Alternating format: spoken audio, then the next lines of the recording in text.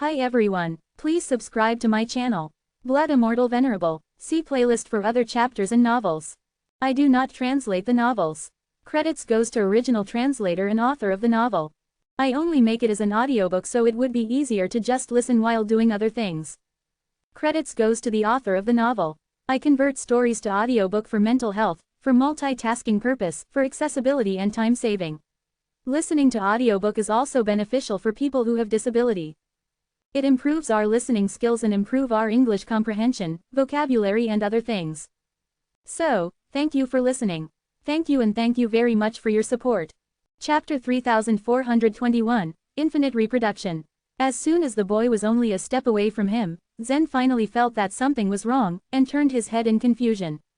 Yet, there was nothing behind him. He frowned as his confusion grew. "What's wrong?" the primeval Lord of Heaven asked. "It seems that something is following me," Zen answered. He sniffed and sensed a cold aura that floated around him. "This place is a bit strange. You must be careful," the primeval Lord of Heaven reminded him. No one had ever entered this world until Zen. The primeval Lord of Heaven was not sure what was ahead of them, so he could only remind Zen to be careful. Zen nodded. Just as he was about to take another step forward, the cold aura suddenly intensified. He quickly turned around and saw the little boy's crumbling face.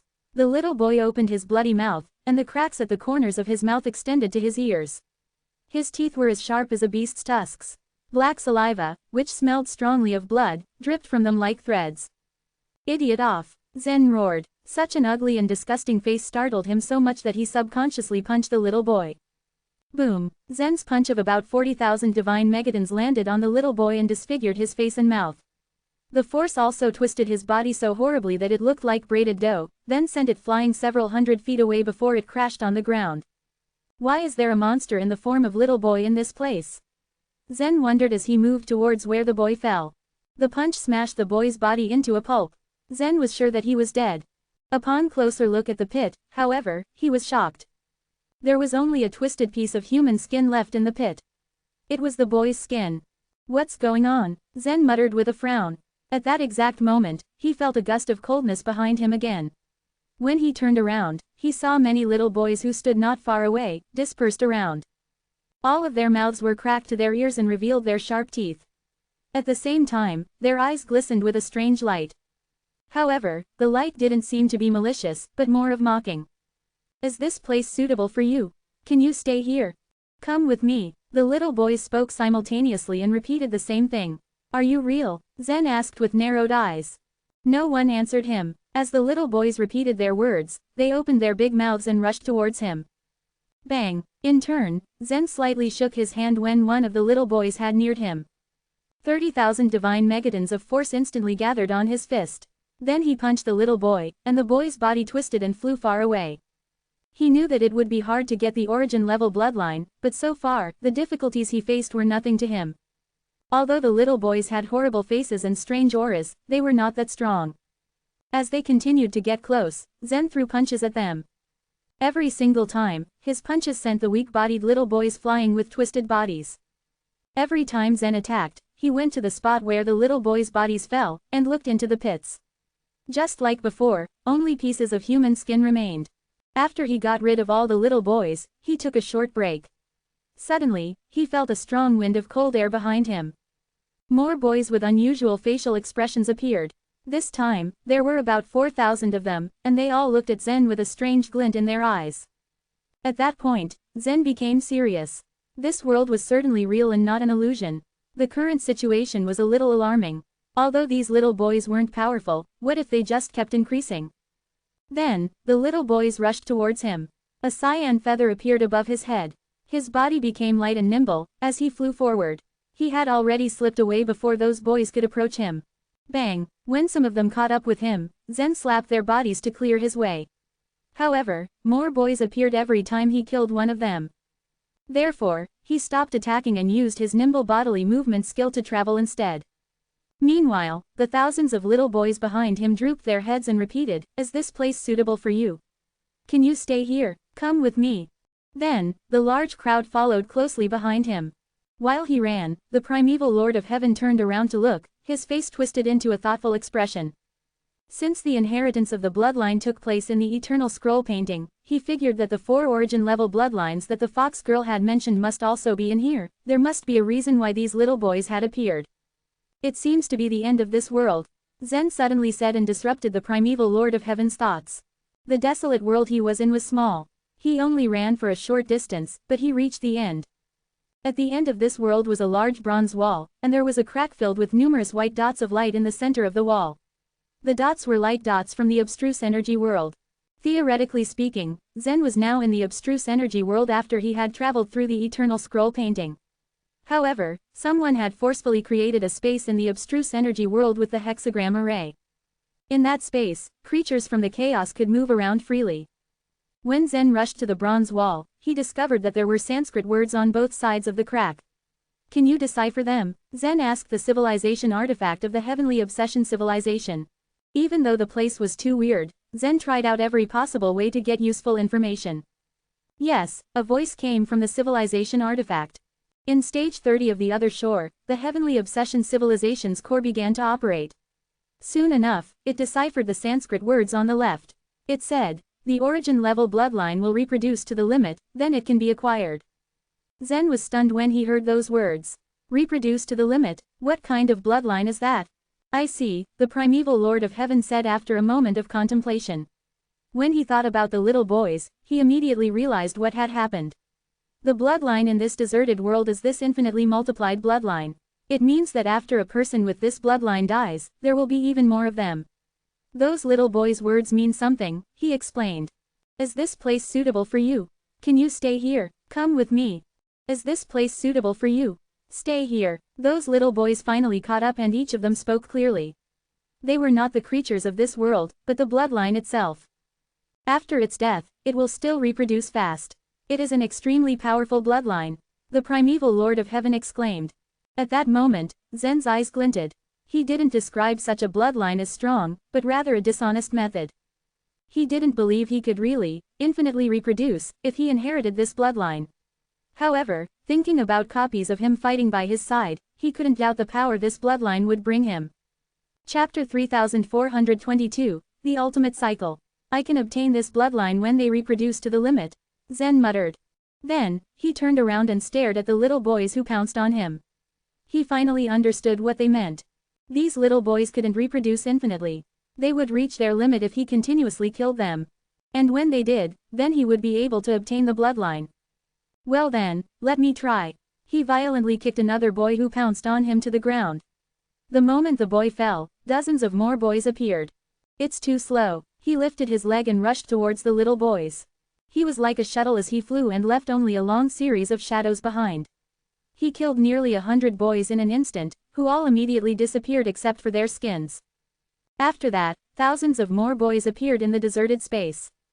Just as Zen was about to speed up the slaughter to make the number of the little boys closer to the limit of their reproduction, the civilization artifact of the heavenly obsession civilization said, pass through the crack and move forward, then you can find the next origin level bloodline, which is named the ultimate cycle. Upon hearing those words, Zen stiffened slightly and descended from the sky. Boom! He trampled dozens of little boys as he went down. How did you know that?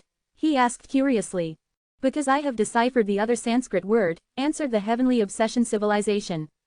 There was a Sanskrit word on each side of the crack in the middle of the bronze wall. What the civilization artifact said just now was the meaning of the other Sanskrit word. Are you going there to have a look or stay here to merge with this bloodline? The primeval Lord of Heaven asked. After all, Zen himself should make the decision about the bloodline. Whoosh! Suddenly, he kicked back, and his body rotated dozens of times in the air before he landed steadily in front of the bronze wall. He looked at the light dots in the crack and said, I want to go and have a look. There were 4 origin-level bloodlines, which should all be different. Thus, he wanted to understand them first before he merged with any of them. However, he still doubted if he could pass through the abstruse energy world or not.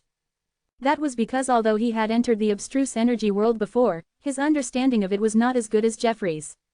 It would be terrible if he couldn't move a single step after entering the passage. While he thought and hesitated, a large number of little boys swarmed towards him. Since he didn't have much time to think about it carefully, he decided not to think about it anymore and directly went into the crack. Buzz! As soon as he entered the crack, he turned into countless light dots and flew far away. In that form, he couldn't control most of his own body, nor could he even tell what form he was in. Fortunately, the whole process didn't last long. He suddenly felt heavy a few seconds later, then he fell. Swoosh! It turned out that he fell from the sky of the second world.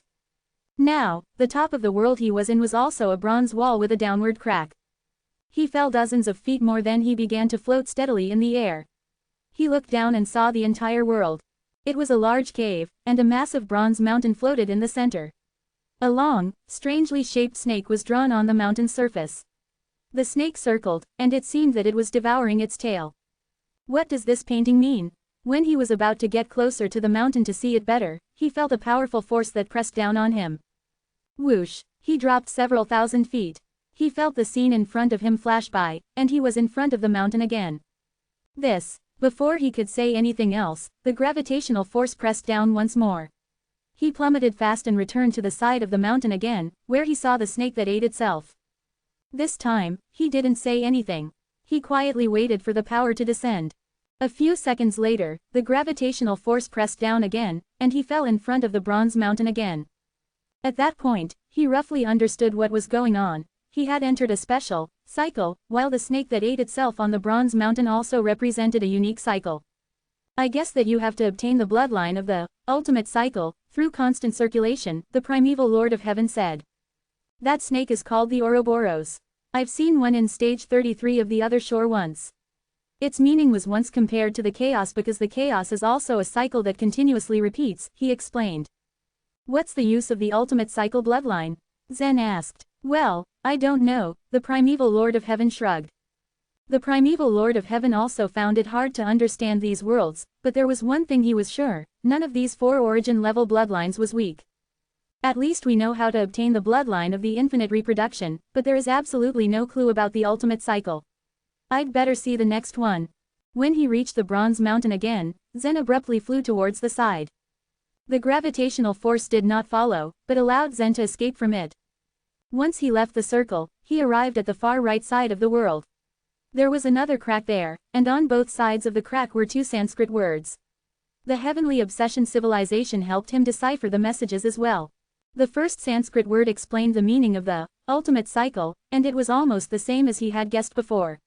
He had to understand the painting of the Ouroboros through repetitive circulations of meditation. When he completely understood it, then he would naturally obtain this bloodline. The second Sanskrit word was worthy of his attention. After he entered the crack, he could acquire a bloodline called myriad birth and destruction. The way's blending energy in the chaos already has all essences, and the meaning of the myriad birth and destruction is not hard to imagine. Can it control the birth and destruction of all kinds of energy? If we analyze it literally, it shows that the bloodline is even more powerful, he said in a serious voice. Ha, that's impossible, the primeval Lord of Heaven said with a smile. If the bloodlines could be understood literally, you will be able to reproduce millions of you once you obtain the infinite reproduction bloodline. Although these are origin-level bloodlines, they can't be that powerful. You're right, Zen nodded, but you have already mastered the way's blending energy. Will the myriad birth and destruction be helpful to the godly way's great unity? The primeval Lord of Heaven reminded. Zen's eyes lit up at those words. He immediately entered the crack. In less than a second, he passed through the abstruse energy world. He had first thought that the place of myriad birth and destruction might have mixed with all sorts of complex energies. To his great surprise, the world in front of him was just a flat plain with some dead trees in the center. Purplish-black flowers continuously grew on the branches of the dead trees, and the new blossoms floated and disappeared in the wind. Zen floated over and stood in the center of the dead trees. Suddenly, a strange feeling filled his heart, and he said, things are constantly born and grow, things constantly die and disappear. Primeval Lord of Heaven, the myriad birth and destruction bloodline doesn't refer to energy, but all kinds of things. Chapter 3423, Something in Return. Zen watched as the purplish-black flowers grew, then withered. Suddenly, he went still, his senses alert. He could feel an invisible force beneath him, penetrating into the soles of his feet. The force flowed into his body and his eyes widened as he felt a sharp pain in his feet. He realized that something was spreading throughout his body, spreading from his feet and up his legs. Startled, he tried to lift his feet and leap upwards, away from the source of the pain. However, Zen found himself firmly fixed onto the ground. The unknown force was holding fast to his feet. But he was unfazed. After all, he had not used his full strength yet. He was confident that if he did, he would be able to rise.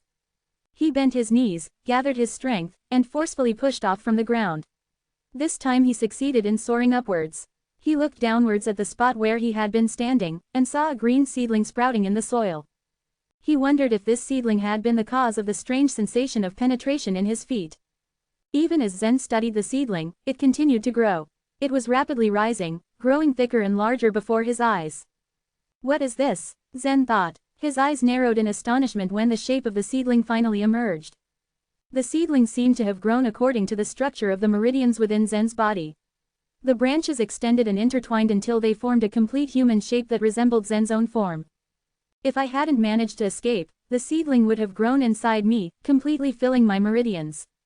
Zen muttered, frowning. It's possible, said the primeval Lord of Heaven, sounding serious. Look around you at the other trees in this place. They look remarkably familiar, don't they?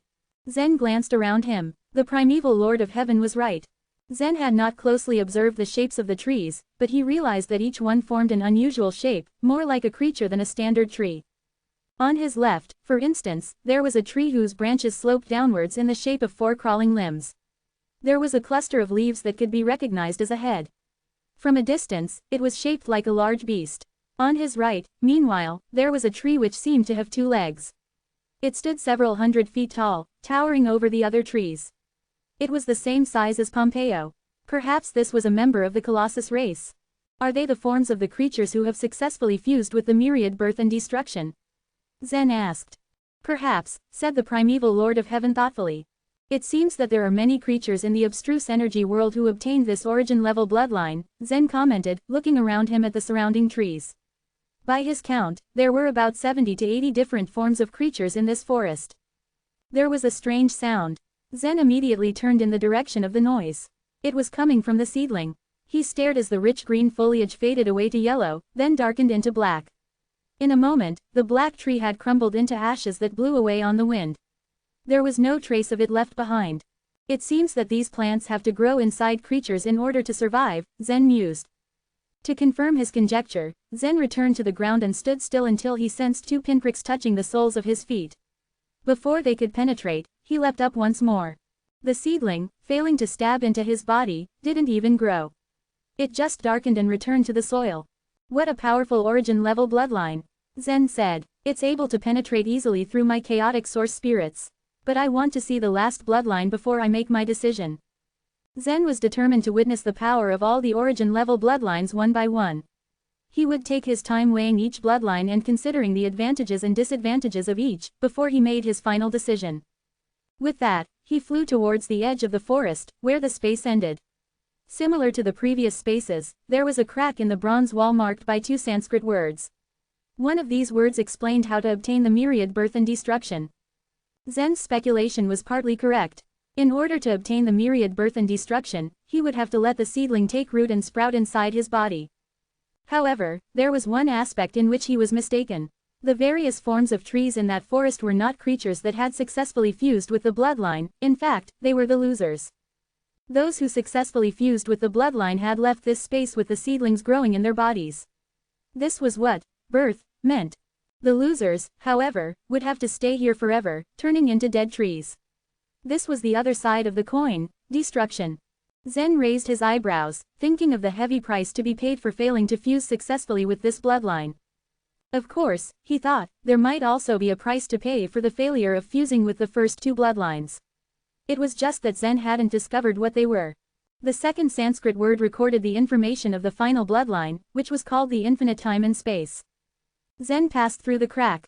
He gazed around him at the space and saw a long line formed by numerous cubes. Each of these cubes was a separate space, arranged neatly in a row. They were of varying sizes. Each cube revolved along the line according to a certain rule. Zen did not try to approach the cubes. From the name and the structure of this area, Zen could tell that the infinite time and space had a certain connection with the power of space, and perhaps it also had a certain connection with the power of time. He quickly grasped that if he got trapped in one of those strange spaces, it would be extremely difficult to get out. Zen fell into deep thought. He now had an understanding of the 4 origin-level bloodlines, yet he couldn't decide which was better suited to his needs. They were all origin-level bloodlines, so none of them would be a bad choice, but which one was the best? Primeval Lord of Heaven, he pleaded. Zen, you must make this decision by yourself, said the Primeval Lord of Heaven calmly. I can't give you any advice. This step that Zen had taken was a new domain, one entirely unfamiliar to the Primeval Lord of Heaven. Because he had not encountered this before, he had no advice to give Zen. Zen stared at the rows of cubes rotating in front of him, feeling deeply ambivalent. As he hesitated, a movement caught his eye. A shadow had flashed within one of the cubes. It was a pale face with thin scales on it, and there were 3 sharp horns on the top of its head, but the front horn was broken. The face was framed by a crown of disheveled hair. It screwed up its features, seeming to be exerting all its strength to send a series of sounds towards Zen. It sounded like a strange song. Is this the language of the abstruse energy world? He thought. He kept his eyes on the face and commanded, the heavenly obsession civilization, please decipher that for me. It is being deciphered, said a woman's voice from the civilization artifact. Just as the core of heavenly obsession civilization was activated to decipher the words, the cube containing the face mixed with the other cubes, gradually moving away. It was some distance from Zen when the heavenly obsession civilization finally finished deciphering the song. You are here to obtain a bloodline, aren't you? Do you want a stronger bloodline? Zen was astonished. Weren't the origin-level bloodlines the strongest? Was there a stronger bloodline out there? His interest piqued. Zen leapt up into the air, moving so quickly that he looked like a blur. He went in the direction of the cube with the face, but no matter how he scanned the long row of cubes, he could no longer find it. The face had vanished. Zen was agitated, but as he returned to his spot, he reminded himself that there was only a finite number of cubes within this space, and all the cubes were lined up in a certain order. As long as Zen waited on the same spot, it would appear before him sooner or later. Patiently, he stood there, considering the idea of an even stronger bloodline. After a long while, the cube with the pale face finally appeared again. It sang the same song to Zen. Do you want to get a stronger bloodline? One stronger than the 4 origin-level bloodlines? Yes, I do, Zen called out in a determined tone. He moved forward to stay with the cube, not wanting to lose track of it again. However, he remembered that the face could not understand his language. Primeval Lord of Heaven, I need your help. When he was in stage 30, Zen had communicated with Pompeo by interpreting his words into the language of the abstruse energy world. Back then, the energy souls of the snake goddess, Fuxi, and other human heroes had helped him convey his words by chorusing to Pompeo. Later, the Primeval Lord of Heaven had specially trained a group to deal with this sort of situation, but they had never come in handy. Until now, it was finally time for them to demonstrate their worth. With the group's chorus, Zen conveyed his reply to the face. I want the strongest of all bloodlines. I'll tell you what you want to know, but I will need something in return. The pale face spoke in a hoarse, weak voice.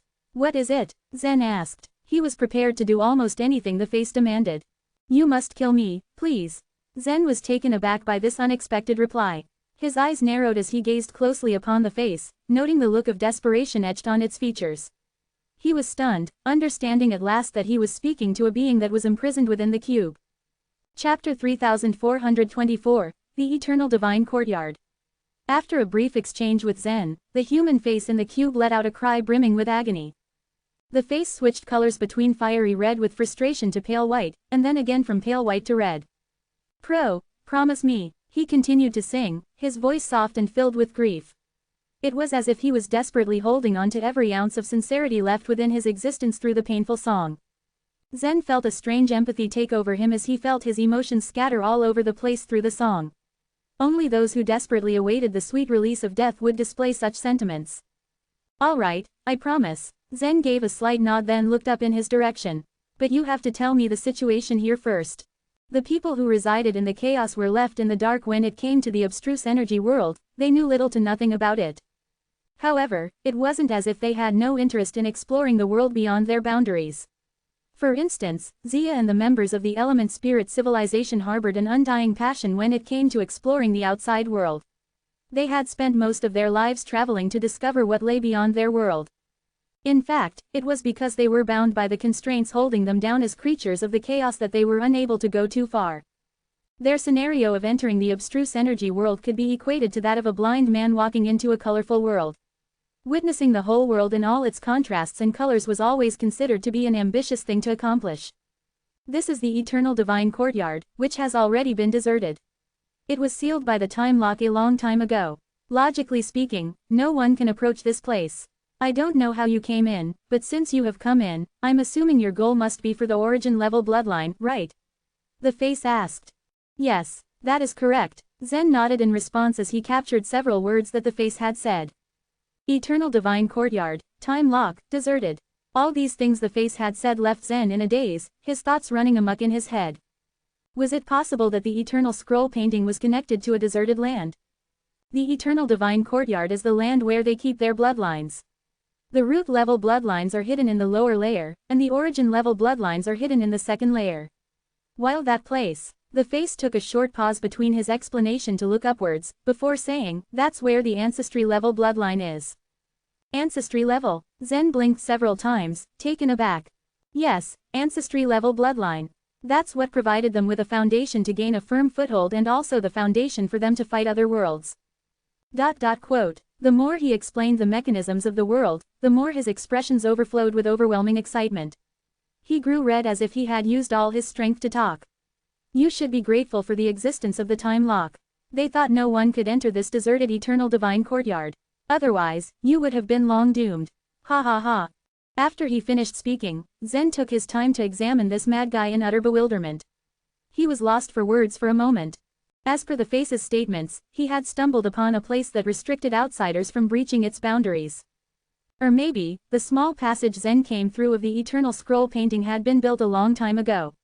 It was possible for the so-called, the face spoke of to have overlooked it when they used the time lock to seal off the eternal divine courtyard. Because of that, Zen was able to trespass on their land under fortunate circumstances. Zen assumed that to be the case. Go ahead, the ancestry level bloodline is right above there. You must get it. They might never have expected that one day an outsider would enter here. After the man went on talking for a fair amount of time, he suddenly went quiet abruptly. It was as if he remembered something he initially set out to do. He looked at Zen and spoke straightforwardly, now that I've told you all you need to know. You must kill me. His eyes gleamed with vibrant color, they depicted vivid traces of slyness. You need to tell me how to get to the upper layer first, Zen said as he looked at the face and pointed upwards. Zen didn't notice any other crack in this space. No, you have to kill me first, the man demanded with a firm tone as he pressed Zen to give him what he wanted. Zen glanced over at the face to read his expressions. He now looked impatient, his eyes more desperate than ever. Slowly switching his gaze from the man to the space ahead of him, Zen shrugged his shoulders indifferently and said in a solemn voice, if that's how it is, then I apologize. I guess I'll have to look for it myself. When he finished declaring his intentions, Zen slowly began to ascend upwards. No, please, stop. Now in a panicked state, the man let out a desperate cry. In a moment of desperation he pounced towards Zen, completely forgetting the fact that Zen was outside the cube. However, the cube was exceptionally rigid, it was crafted with no margin for errors. Thus, it was almost impossible to break through from the inside. Bang, bang, bang. With a series of blows that landed directly on the shackle, the man attempted to escape the prison he was in. But it was all to no avail. No matter how high of energy he exerted on the cube, it refused to budge. To his dismay, it just rotated in place, mocking him in all his failed attempts. When he tried to hit the cube with all his might, every detail of his physique lay bare to Zen. The upper portion of his body, from his abdomen to his face, appeared to be human. However, the lower part had 8 sharp legs, like that of a spider. At the ends of each leg was an eye that shot sharp light columns to bombard the cube with continuous attacks. Boom, boom, boom. His constant blows immersed in his fury fluctuated in the form of terrifying energy that enveloped the cube. Even though the cube successfully absorbed all of his intense attacks, it still surprised Zen as he watched without blinking even once. Zen heaved a sigh of relief in his thoughts as he made the right call of not releasing him. With eyes full of despair, the man saw Zen ascend into the sky and grow smaller in size as he slowly went out of sight. Dropping everything, he stopped struggling to fight his fate and slumped back down. Being locked up in the same place for countless years, he had fantasized about ending his life and escaping this sorry fate more than once. Regardless of his situation, he still held a small glimmer of hope. What if someone were to reset this eternal divine courtyard? He knew his wish had slim chances of coming true. Even so, he lived on harboring grave agony in his restricted space. But now, this opportunity finally came face to face with him. People outside could freely enter the cube. As long as anything outside came in contact with him, he would be able to walk out of the cube successfully.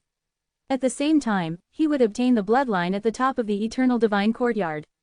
It was the bloodline of ancestries. Unfortunately for him, he finally came so close to achieving all his lifelong ambitions, only to have them snatched away from him by Zen. So close, yet so far. What was worse was that he had revealed enough information to set Zen on his way. His initial intentions were merely to gain enough of Zen's trust to trick him into releasing him, but it backfired.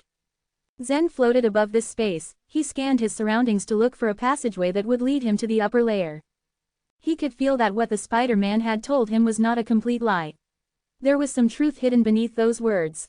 At least, he had a chance to see what the abstruse energy world was like. There was also a layer of bronze wall above this space. There were no evident cracks on it, so Zen naturally couldn't pass through it. After examining the bronze wall for a bit and studying its mechanisms, Zen decided on punching his way through it to pass. Boom! Over 10,000 divine megatons of force exploded in abundance as it hit the bronze wall. It was as if Zen was pounding on a gigantic drum with his fists. The loud rumbling sound of his fists making contact with the wall echoed throughout the vast space. It's hollow on the inside. Maybe I can break it open by force. Boom, boom, boom. 30,000 divine megatons of force. 50,000 divine megatons of force. 100,000 divine megatons of force. Even when Zen exerted the limit of the chaotic source spirits and smashed with a force of 100,000 divine megatons, it bore no fruit. The bronze wall remained sturdy and stood tall without having moved an inch. However, Zen did not plan on giving up after coming this far. If 100,000 divine megatons of force couldn't break it open, then he would have to wait until the celestial spear was fully restored. With the help of the celestial spear, he might be able to force it open. You can't open it. Without my guidance, you will never be able to get the ancestry-level bloodline. The Spider-Man in the cube below began to sing again after having witnessed Zen struggling to get past. I can make a deal with you, as long as you. Heavenly Obsession Civilization, there's no need to decipher his words, Zen said abruptly. Even if he could release this Spider-Man without himself getting hurt, the latter would probably still kill him the first chance he'd get and later obtain the ancestry-level bloodline. There was no point in communicating with him anymore.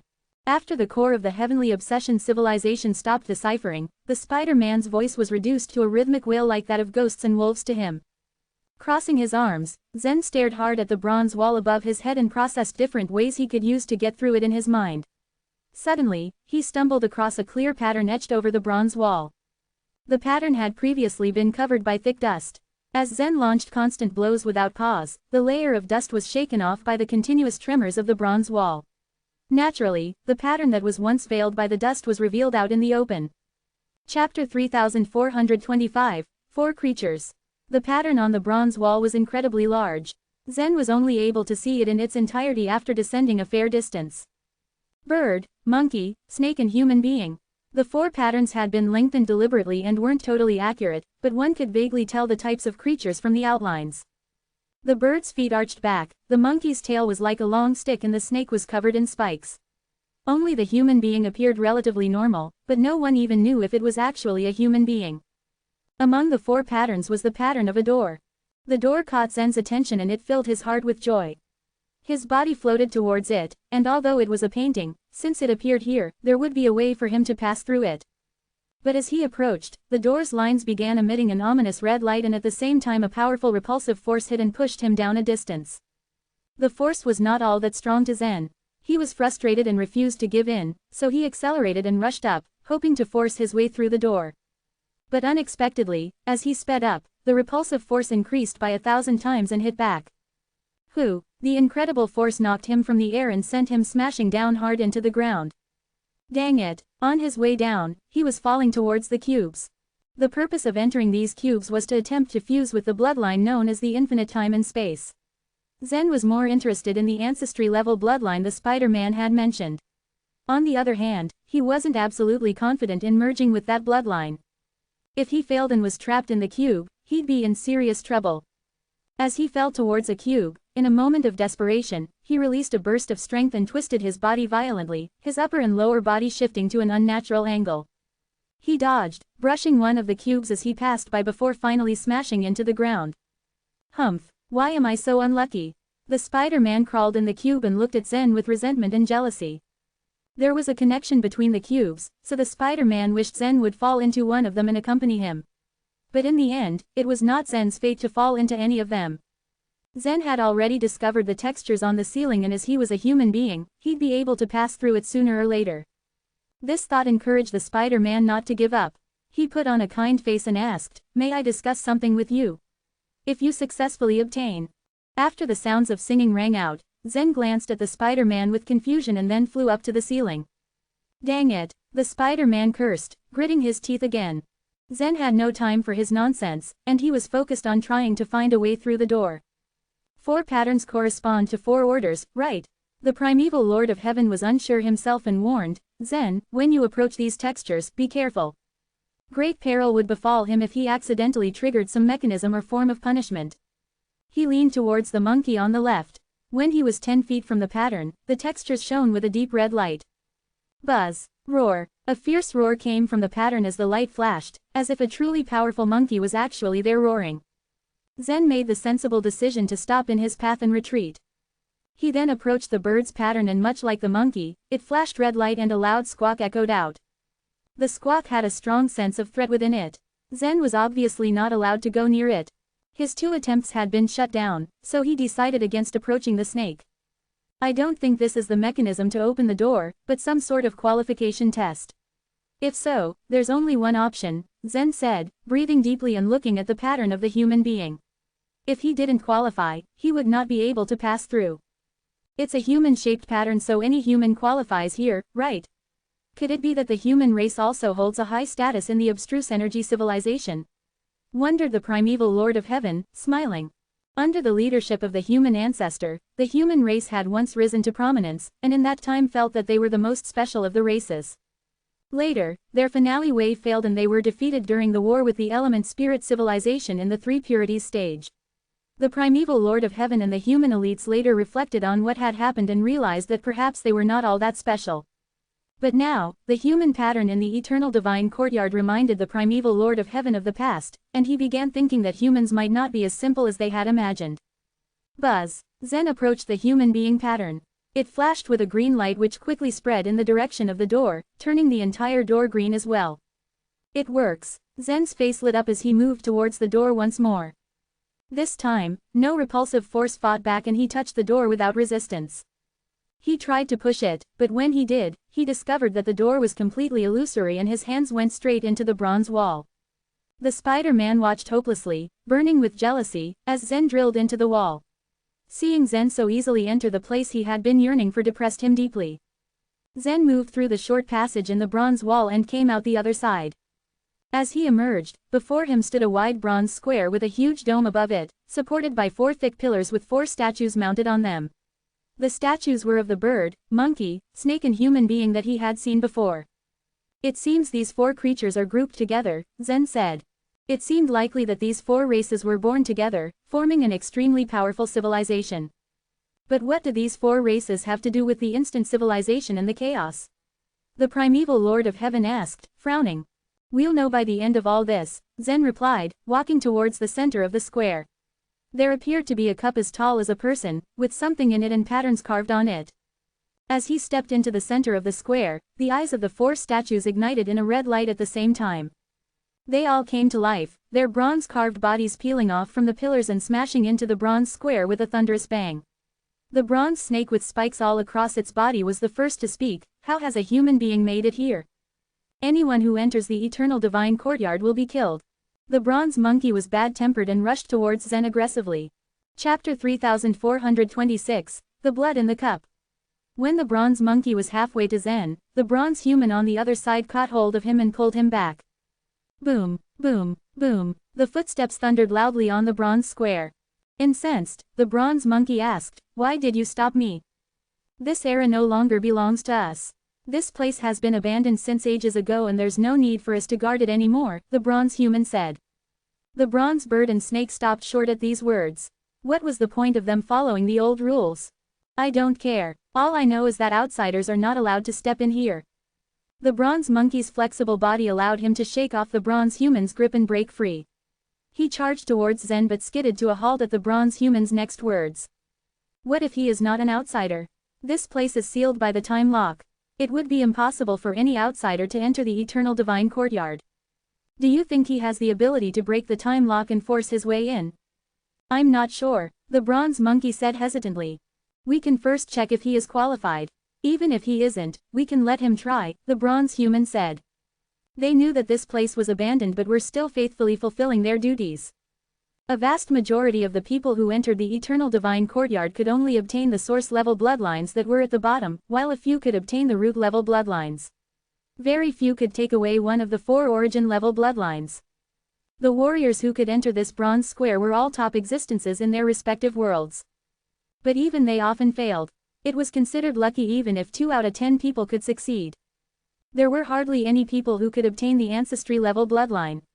People from these worlds were not qualified, which was why they took it for granted that this human who had suddenly appeared wasn't qualified either. The bronze monkey hesitated for a moment and then gathered his wits before saying, "Are you out of your mind? Who else is qualified aside from them? Killing him is the right thing." Zen's attention snapped back into vigilance as the bronze monkey spoke.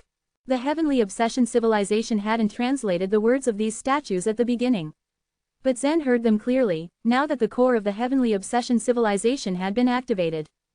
They thought he was not qualified enough, which was why they were planning to kill him. However, the bronze human smiled. Let him in since he's already here. If he doesn't have the qualifications, he can't escape death.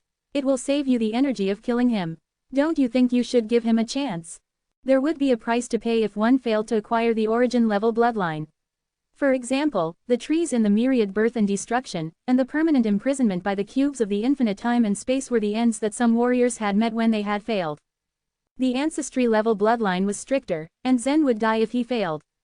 The bronze monkey was still hesitant. He felt that giving Zen a chance was an act irreverent to the eternal divine courtyard.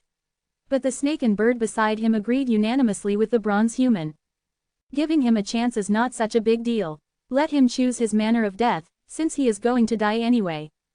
The bronze snake and the bronze bird were saying thus only because they had been in here for far too long, devoid of any entertainment. They just wanted to see something new. They didn't care if Zen could obtain the ancestry-level bloodline or not, or whether or not he would die. Since everyone else thought the same, the bronze monkey realized that it was meaningless to insist. He scoffed impatiently and retreated a couple of steps, still staring at Zen with hostility. Clump, clump. The bronze human walked up to Zen and asked, "Can you understand me?" Zen nodded, and at the same time, a chorus sounded from his inner world as if to reply, "Yes." It's a strange way of communication, the bronze human remarked, looking curiously at Zen. It's good that we can communicate. And since you understand what we were just talking, there's only one way out for you. Bang! The bronze human stomped his feet, and the bronze square began to shine. The bronze wine cup at the center of the square began to emit a brilliant light that formed a bright road that stretched all the way up to Zen's feet. You can survive only if you can merge with the bloodline. You will die otherwise. I helped you get this chance only because I am of your kind. You have to depend on yourself from now on, the bronze human said as he walked towards his pillar. Sir, Zen had a number of doubts. These bronze statues, however, were not sirs. They were just a group of bronze puppets with memories and emotions. They wouldn't heed Zen's other requests. The 4 giant statues quickly returned to the pillars. The light in their eyes dimmed and they turned into real statues. Zen's eyebrows shot up as he looked at the shiny road under his feet. It looks like there's no way back. Zen had clearly heard the conversation between the statues. Inheriting the ancestry-level bloodline wasn't dependent on perseverance, talent, or strength. Instead, it needed some specific qualifications. Judging from the monkey's attitude, it was obvious that he wasn't qualified. Did this mean that he would most definitely die, since he was not qualified? I'm afraid you won't get a chance to go back. The primeval Lord of Heaven's voice sounded in Zen's mind, a bitter smile lacing through it. Zen heaved a sigh. It looks like the Spider-Man trapped in the lower layer didn't know all this. All I can do is try my best. Zen had been confident when he had been in the big vortex. After all, the fox girl had given him a unique ability, enabling him to walk freely within the eternal scroll painting. But he did not have anything special to rely on here, especially since obtaining the ancestry-level bloodline was more than the fox girl had expected of him. He was unsure about whether or not he could succeed. Zen followed this path and came upon the huge cup. Buzz. As Zen approached the cup, the lights rose inch by inch and formed a staircase that finally reached the rim of the cup. Zen walked up the stairs, and as he reached the peak, he saw everything that was in the cup. The cup was filled with a thick, crimson liquid that seemed to be in a constant state of motion. As the liquid flowed, deep cracks, irregular like the teeth of a monster, appeared from time to time. The liquid in this cup began to react the moment Zen stepped on the stairs. A chasm seemed to appear at the center of the liquid, expanding rapidly and turning into a monster with its large mouth wide open. Zen hesitated as he stood on the steps before walking forward into the big bloody mouth. The thick blood wrapped around Zen the moment it touched his body. From the outside, it looked like he was wearing a well-fitting blood robe. A few seconds later, countless tiny bubbles appeared on the surface of the blood robe, making it look like the blood was boiling. The blood robe began to shrink rapidly, a large amount of thick blood beginning to merge with Zen in the process. Chapter 3427, Window. The bronze statues on the four pillars silently watched all of this. Their eyes shifted, as if they were looking at a dead person. The ancestry-level bloodline was by no means something that ordinary people could touch. The bronze statues were sure that Zen was courting death. The word, ancestry, was very easy to understand. The mass of blood in the sacred cup was ancestral to all bloodlines. Only the strongest were qualified enough to tame the ancestry-level bloodline and find their own path that suited them. That was why the abilities that the ancestry-level bloodline could display weren't fixed. Everyone who successfully fused with the ancestry-level bloodline would obtain a unique power. They stood together at the source of all bloodlines, and then chose a direction and opened up a path. 4 of the directions were widely known. These were the 4 origin-level bloodlines in the lower layer. These bloodlines had been born from the ancestry-level bloodline. Buzz. A huge circle appeared around the cup and short light columns emerged from within, creating a symmetrical map. A grand ceremony was held when a warrior began fusing with the ancestry-level bloodline in the eternal divine courtyard. Here, the strongest warriors in all the worlds would prostrate themselves around the square and become devout believers. This revelry was sometimes like a ceremony to be held before executions. And since most creatures entering the sacred cup couldn't escape death, what followed the ceremony was usually death rather than success. The map has appeared. The bronze human was looking at the circle of light outside the cup. When the people in the cup began to merge with the bloodline, light columns would rise from the bottom of the cup. There were a total of 373 light columns, and each of them represented a possible ability of the ancestry-level bloodline. This was the bloodline map.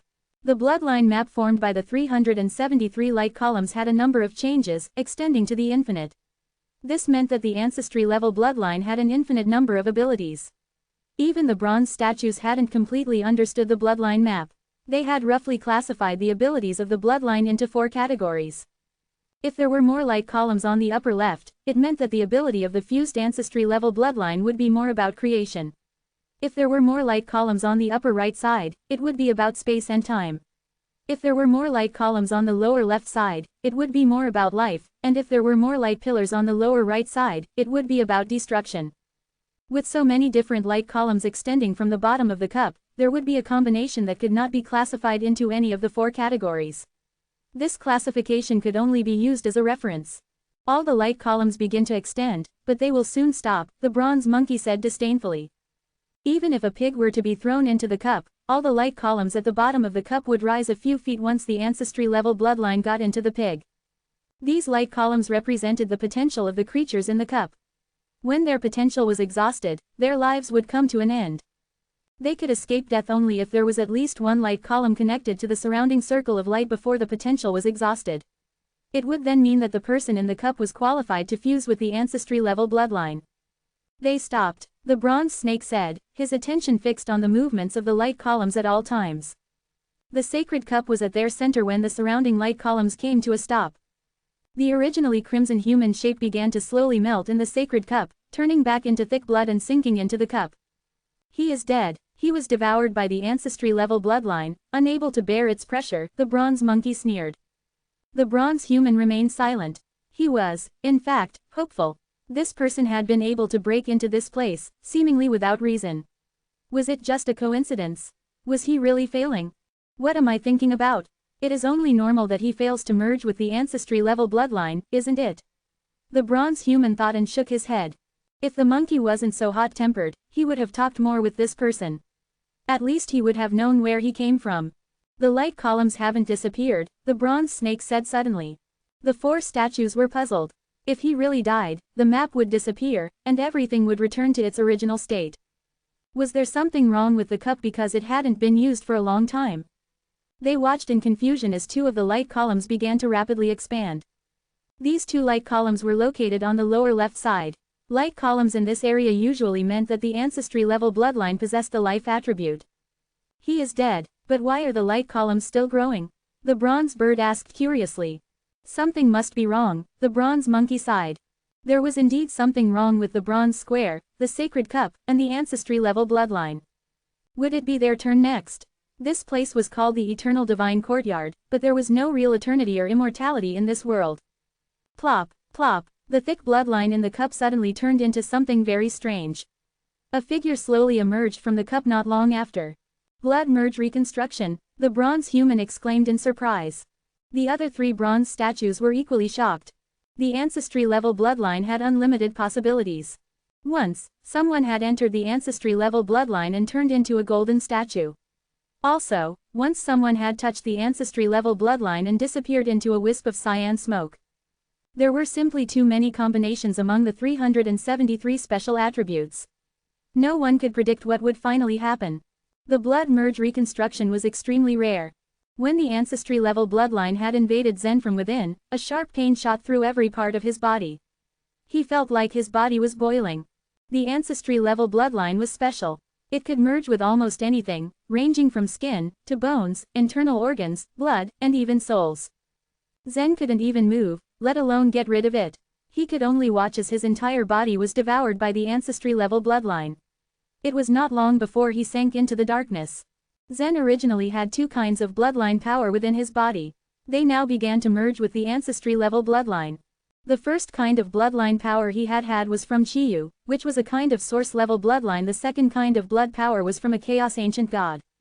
The 6 great bloodlines of the Chaos Ancient Gods were not at the source level, but were directly derived from the truth in the chaos. However, they were on par with the bloodlines at the root level. This was why there was 1 long and 1 short light columns with the life attribute extending from the bottom of the sacred cup. In this absolute darkness, Zen watched as specks of light appeared in the distance.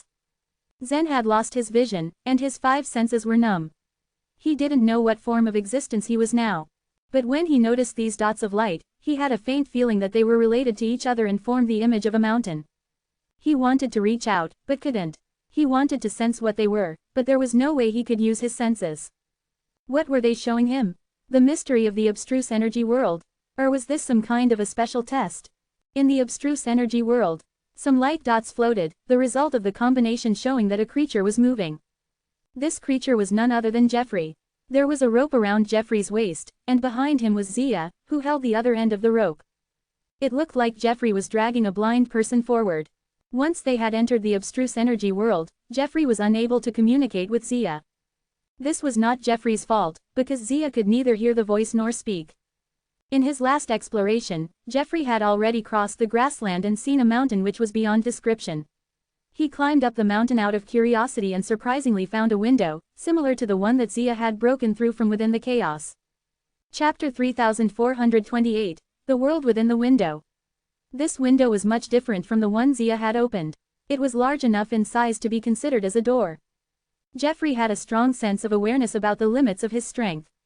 Even if he cultivated under the watchful guidance of Zia, it was still too risky for him to explore the unknown abstruse energy world without the protection of the chaotic source spirits and the support of the other shore tokens. Jeffrey voluntarily decided to retreat. The fear of the unknown of what might lie on the other side of the window prevented him from crossing it. After Jeffrey returned to Zia and debriefed him about what he discovered, it piqued his interest. In the past, Zia had explored a small portion of the vast abstruse energy world. Based on all his findings, he had made a conclusion about it. He suspected the existence of other secondary worlds within the boundaries of the abstruse energy world.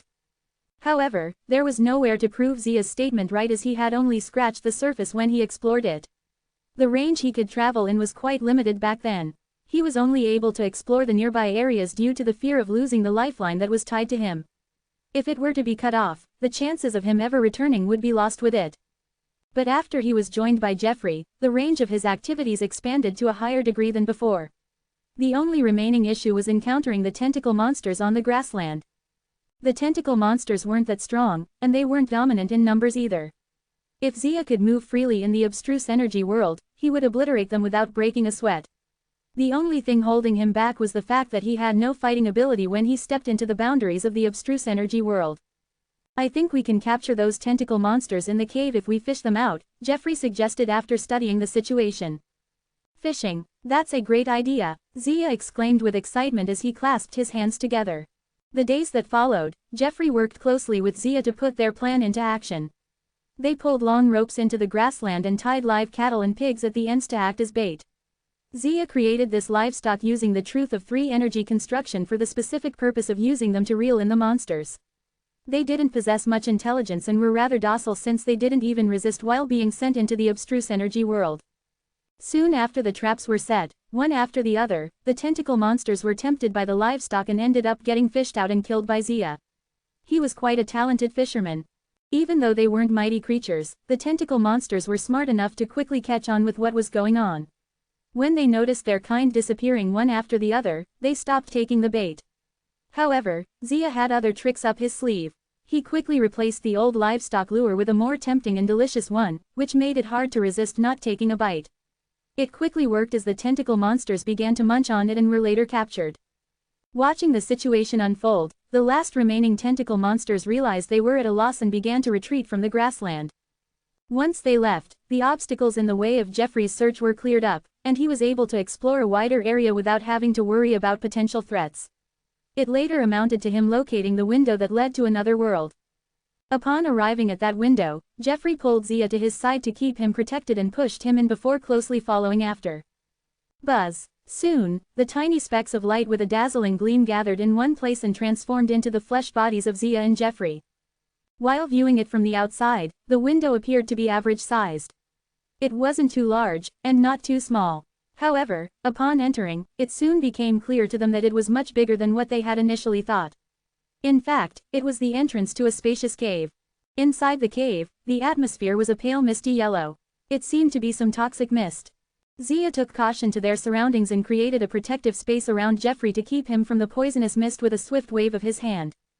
Buzz. After exercising the space godly way successfully, Zia was lost in his thoughts for a moment before he muttered to himself, "It seems the basic godly ways also work here."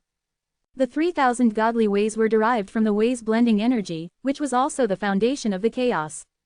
If there was no trace of ways blending energy in this world, the 3,000 godly ways would refuse to exist. As a result, Zia would be rendered powerless as he would fail to display the power of any godly way. Alright then, let's head inside and take a closer look. The deeper they went into the cave, the more excited Zia got to explore what lay inside of it. Giving into his enthusiastic self, Zia grabbed a hold of Jeffrey's arm and dragged him along to move faster. The next moment, the two of them morphed into individual beams of light that rushed their way into the depths of the cave.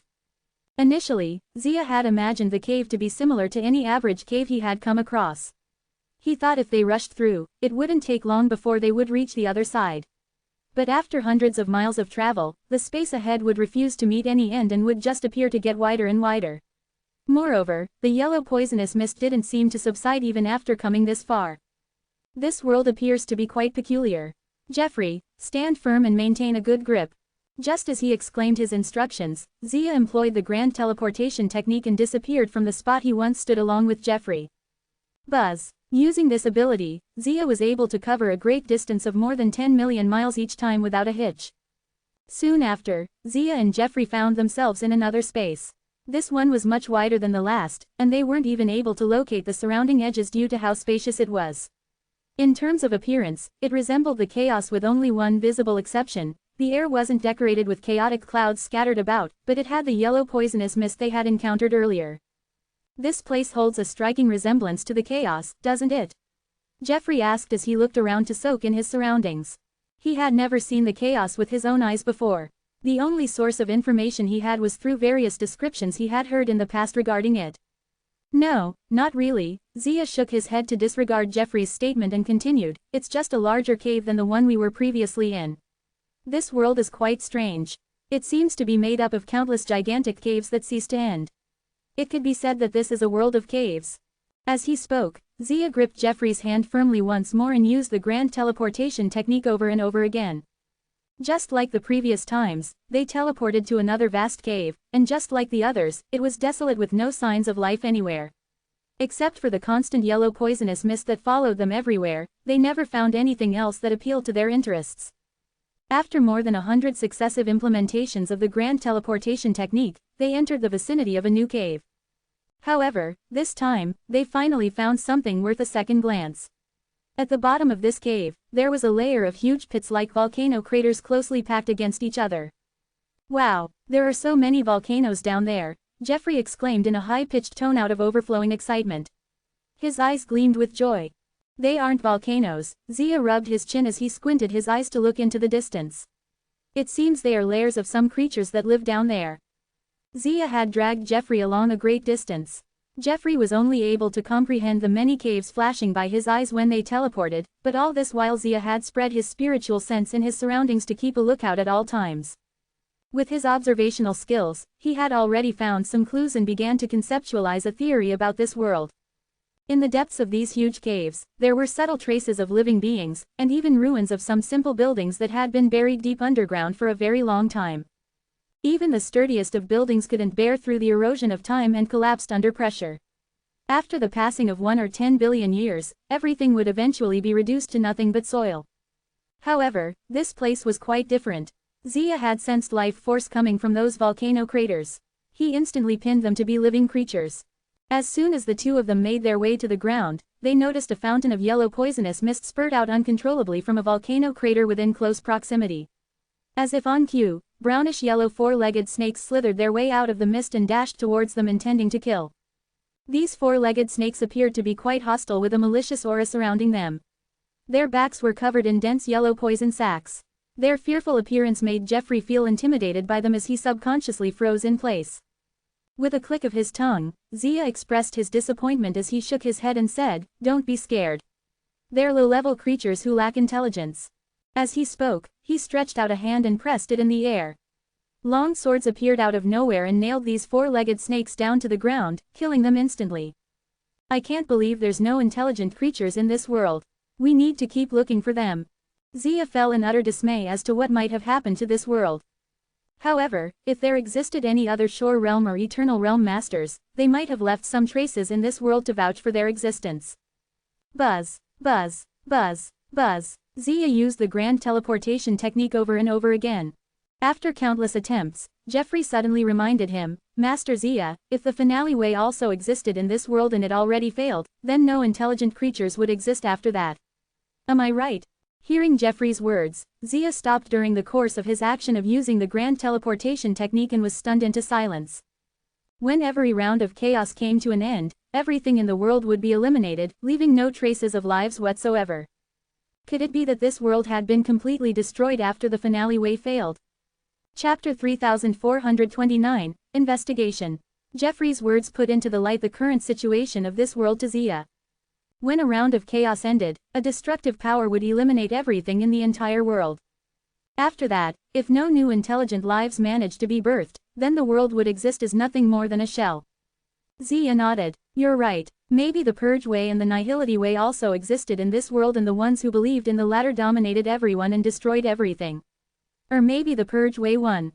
They limited the number of creatures in a very small range and hid themselves somewhere in these caves.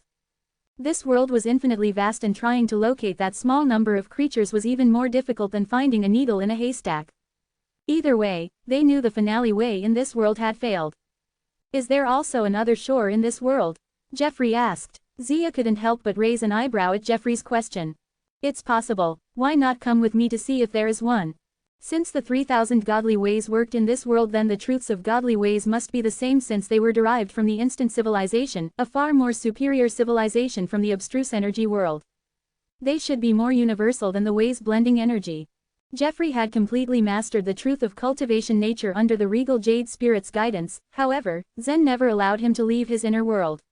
He still hadn't even gotten the chance to enter the Sea of Truth, yet here was Zia inviting him to explore the other shore of this strange world.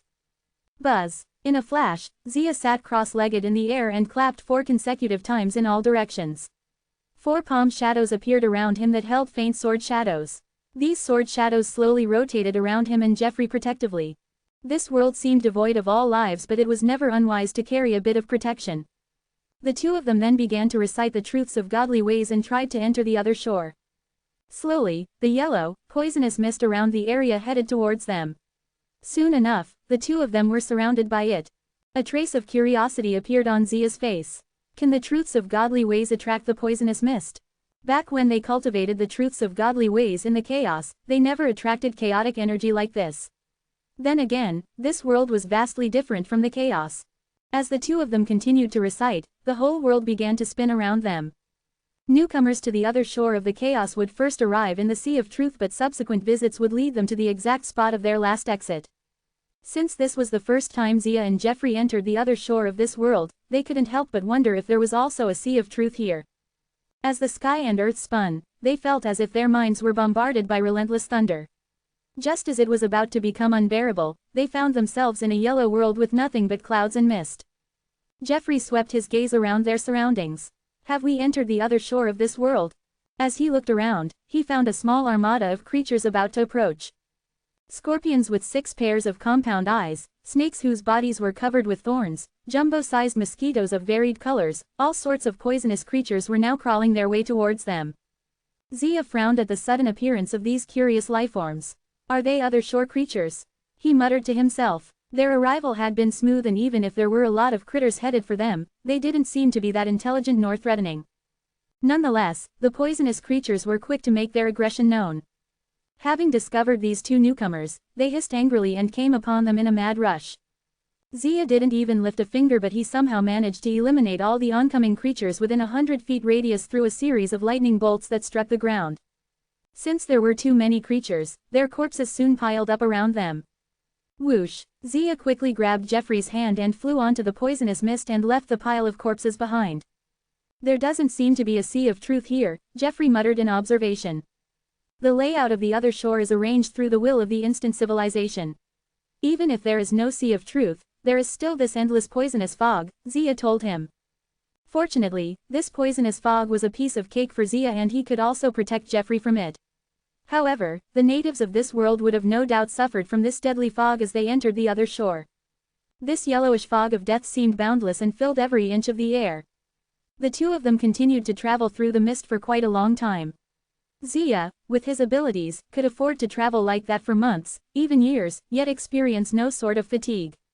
Jeffrey, however, soon grew stiff and tired from the long and boring trip. It was only 20 hours later that they finally reached the end. What awaited them was a vast void of brownish-yellow energy currents. When they looked down, they noticed that the edge of the earth was sharp and indented, like broken porcelain. Jeffrey couldn't help but gasp in astonishment. The earth is shattered, Master Zia. Zia nodded solemnly. I'm afraid the whole other shore of this world has been destroyed. Shattered into pieces with nothing left but this void.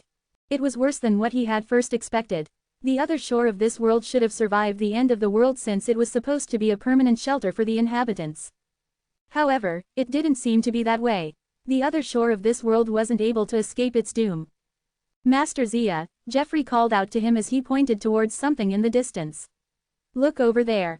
Among the scattered energy currents was a floating remnant of the destroyed earth. It wasn't big, but they could see a silhouette of low buildings on it. Zia immediately grabbed Jeffrey's hand. Come with me, he exclaimed as they flew towards the remnant. A look of hesitation crossed Jeffrey's features. Aren't you afraid of the energy currents, Master Zia? He asked. Jeffrey felt an instinctive fear for the formidable power contained within the currents that filled the void. So long as he brushed against the tiniest amount of energy, he would completely corrode into nothingness. It doesn't matter, I can withstand them, he assured the young man. Zia, after all, was an eternal realm master with the root-level bloodline. He also stayed in the deleting space for a long time, which led to the exponential growth of his power. He ranked at the very top when it came to strength. These currents would not harm him one bit. Whoosh! As they flew into the void, they got closer and closer towards the floating remnant the size of a small island. Soon enough, the two of them arrived. The sight that awaited them caught Jeffrey by surprise. There are so many houses here, he exclaimed. The buildings were small and low, only around the height of Jeffrey's waist. These tiny buildings densely covered the island to the point that the two newcomers couldn't figure out where to set their feet on. "Show yourselves," Zia suddenly shouted. He was no fool. The moment they landed, he was able to sense the existence of numerous other shore creatures that hid underneath these buildings. Their arrival had scared these creatures, which led them to hide in the caves that were underneath each structure. Jeffrey couldn't help but sigh helplessly. "Master Zia, you shouldn't scare them. They were strangers and Zia's attitude wasn't helping them gain these creatures' trust." "Don't worry, we don't mean you any harm. We just want to investigate something and hope to communicate with you," Jeffrey explained in a calm, sincere tone. Perhaps his friendliness worked as a rustling sound came from one of the buildings. Soon enough, a short, furry creature emerged. He looked quite strange, especially with that transparent poison sac filled with bright yellow venom on top of his head. It seemed that all the creatures in this world, whether intelligent or not, were related to poison in some way. Chapter 3430, The Four Spirits Sect. The short creature walked towards Zia in wobbly little steps.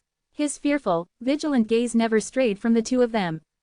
They could also sense many similar gazes falling on them from those buildings. Apparently, many similar creatures were watching them from the dark. But there was nothing strange about this. After all, they were strangers here and aliens to them. The short creatures could feel that Zia was powerful.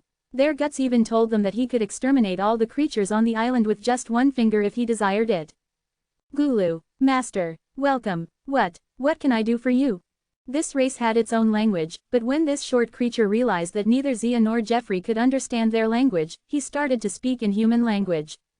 A trace of surprise appeared on Zia's eyes. He'd long known that the human language commonly used on the other shore wasn't created by the 77th civilization. Nevertheless, this place was another world, and it was still unknown whether or not there were humans in this world. "Master, it's been ages since I last spoke in the common language. Please forgive me if you can't understand what I say," said the short creature. He saw that Zia was in a daze, so he thought that Zia couldn't understand what he said. "Where did you learn to speak the common language?" Zia asked. "The common language is a very old language. Once upon a time, all creatures in the dream world spoke in this language," the short creature said. A longing expression emerged on his face as he recalled that prosperous era. "Now, I'm the only one in the tribe who knows it." The short creature's hair was sparse, and his skin was crumpled. He had lived on the other shore for a rather long time. "The dream world he referred to should be about the same as our other shore, right?" Jeffrey asked. "I think so." Zia nodded and then asked, "What happened to the dream world? Why did it become like this?" Zia's question made the originally gentle and cowardly short creature show an aggrieved, indignant expression on his face. This short-statured creature was of the Dark Fiend race, a race that had once occupied a dominant position in the dream world. The dream world was a very huge annular world with 15 rings from the outside to the inside. The stronger a race was, the more qualified they were to enter the inner ring. The former headquarter of the Dark Fiend race was located in the 5th ring.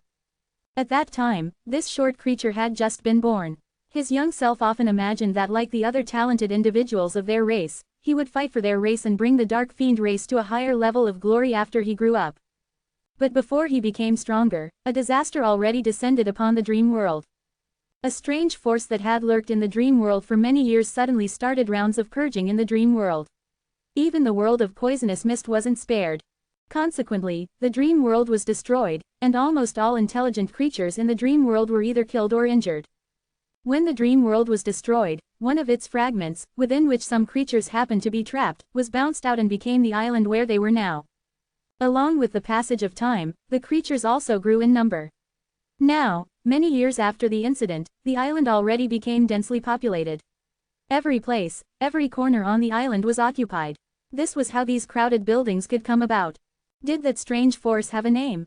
Zia asked again. Yes, they called themselves the Nihility. Even after so many years, the short creature still gnashed his teeth with hate every time he said the word, Nihility. After all, this race had destroyed their homeland and everything they had once had. Zia was also stunned to hear the name, Nihility. Although Jeffrey had never been to the other shore, he had stayed together with the regal Jade Spirit and Zia, so he was quite knowledgeable. He asked, the Nihility race also exists in this world. What appeared in Zia's mind was the appearance of the Grand Master of Heaven, the junior fellow disciple of his master. The last time he returned, Zia had a long chat with his master, the primeval Lord of Heaven, so he had, of course, learned about the current situation of the human race. It was quite a shock for him to learn that the amiable Grand Master of Heaven had become the leader of the Nihility race. Compared to other major races on the other shore, the Nihility race appeared relatively late. It was only the 748th civilization. Despite its late birth, this civilization could advance by leaps and bounds. This was something that the primeval Lord of Heaven and others had never understood. Now, the answer finally dawned on Zia's mind. As it turned out, the Nihility race didn't come from the chaos. So there might still be another existence behind the Grand Master of Heaven. The short creature told Zia everything he knew. However, he was a native creature of the dream world. He only knew about the situation in the dream world but didn't know much about what happened with the world of poisonous mist. Because of the short creature's limited knowledge, he couldn't answer many of Zia's questions. Nonetheless, when Zia finished questioning the creature, he turned around and pointed to the distance. "Do you want to go to the world over there?" The short creature's eyes suddenly lit up. "Master, can you send us there?" Creatures of both the dream world and the world of poisonous mist relied on absorbing poisonous mist as their primary means of survival. This island was densely populated, and there was little poisonous mist on this island. The island opposite them, however, was practically covered in dense poisonous mist clouds. For the Dark Fiend race, those poisonous mist clouds were like out-of-reach delicacies they could only see with longing. Many of the younger members of the Dark Fiend race drooled over the poisonous mist clouds all day long. "Yes," said Zia. The short creature immediately turned around and spoke to his clansmen in their own language. The quiet island suddenly became even quieter. After a few moments of silence, deafening screams exploded from all over the place, causing the buildings on the island to shake from the noise. "There are many poisonous animals and plants in that world. Aren't you guys afraid?" Jeffrey asked.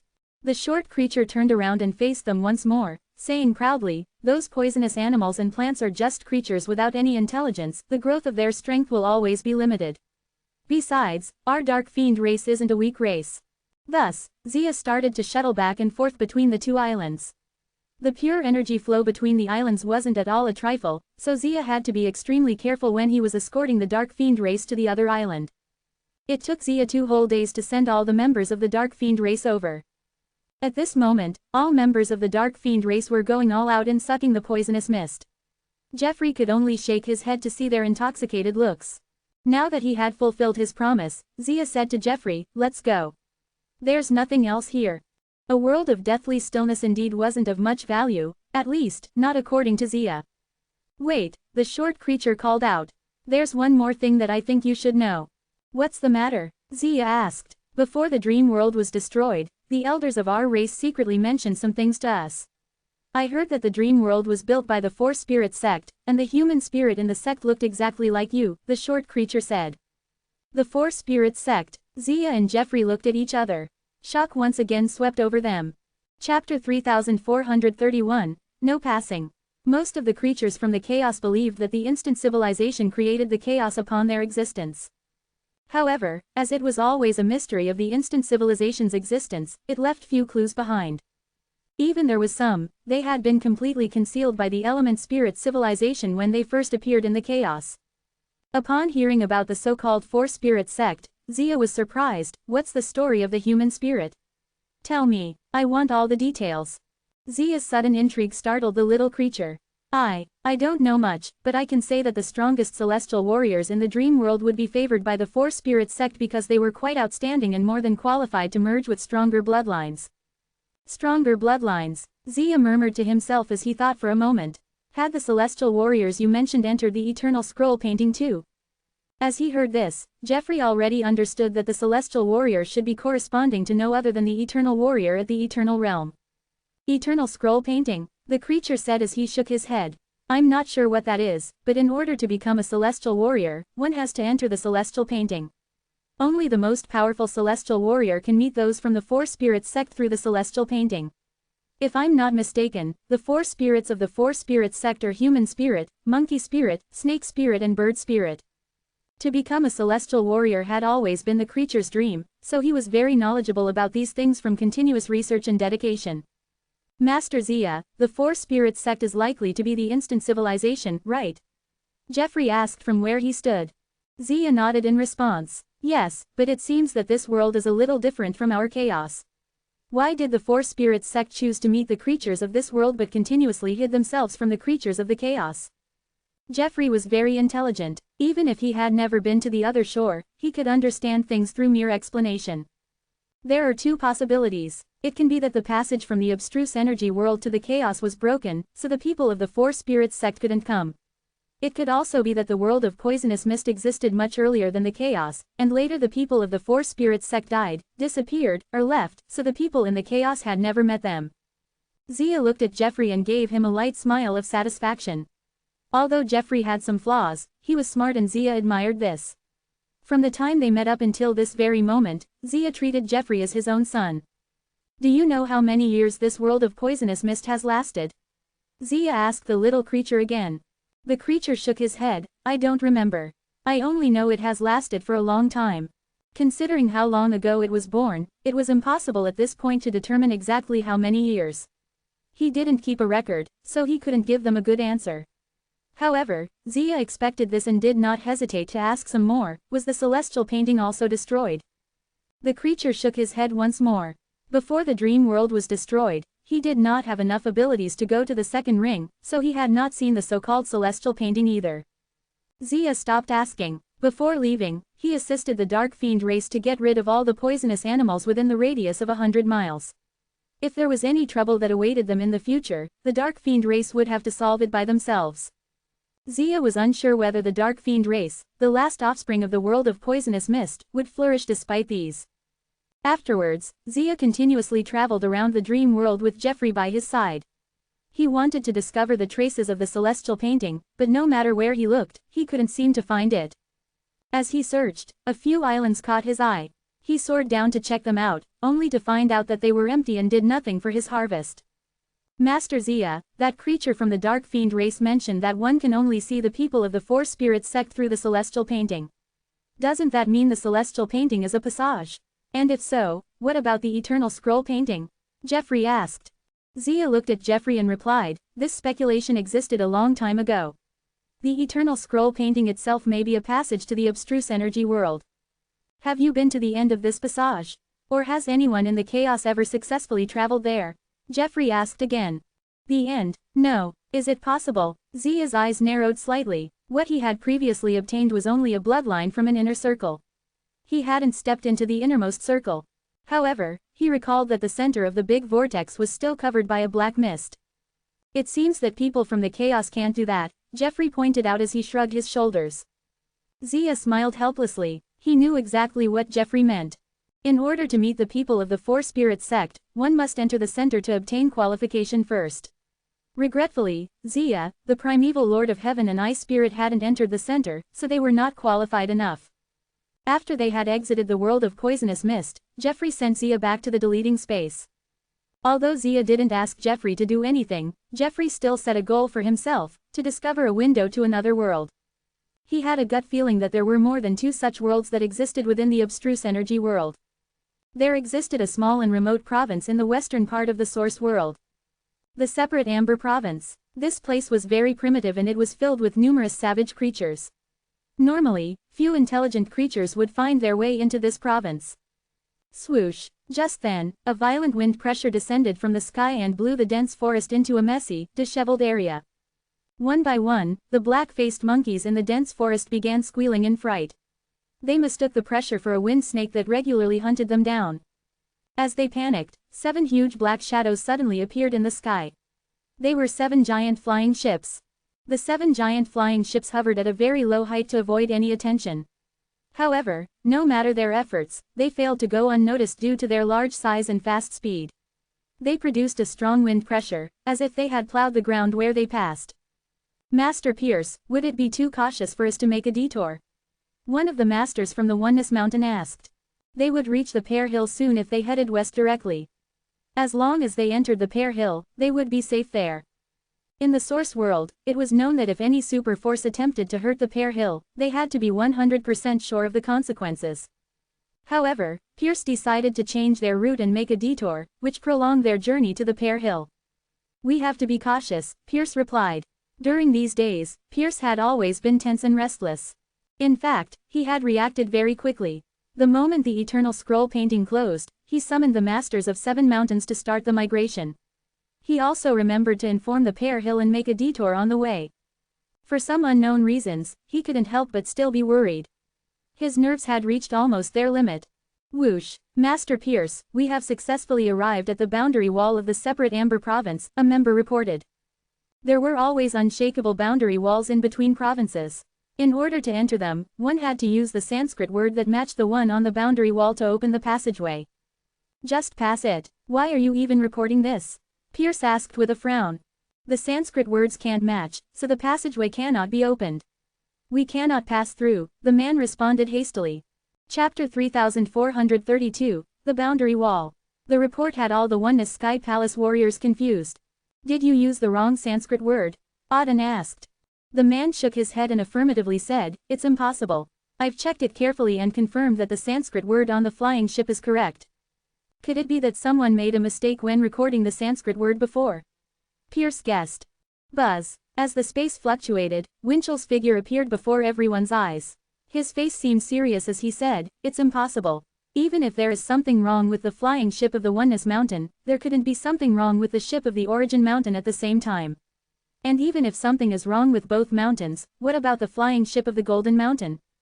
Both the Origin Mountain and the Golden Mountain had just made an attempt, but the 2 flying ships were blocked outside the boundary wall. Why is this happening? A strong warrior from the Oneness Sky Palace asked. There's only one possibility, Winchell said, raising his dashing eyebrows. Someone modified the Sanskrit word on the boundary wall. How is that possible? But that's the boundary wall. I've never heard of anyone who can actually modify it. The wall served as the dividing line between the 2 provinces, a unique product of the source world. The ordinary mortals and even many of the true gods didn't have the ability to cross through several provinces. But such a task was a piece of cake for the powerful warriors of various large races.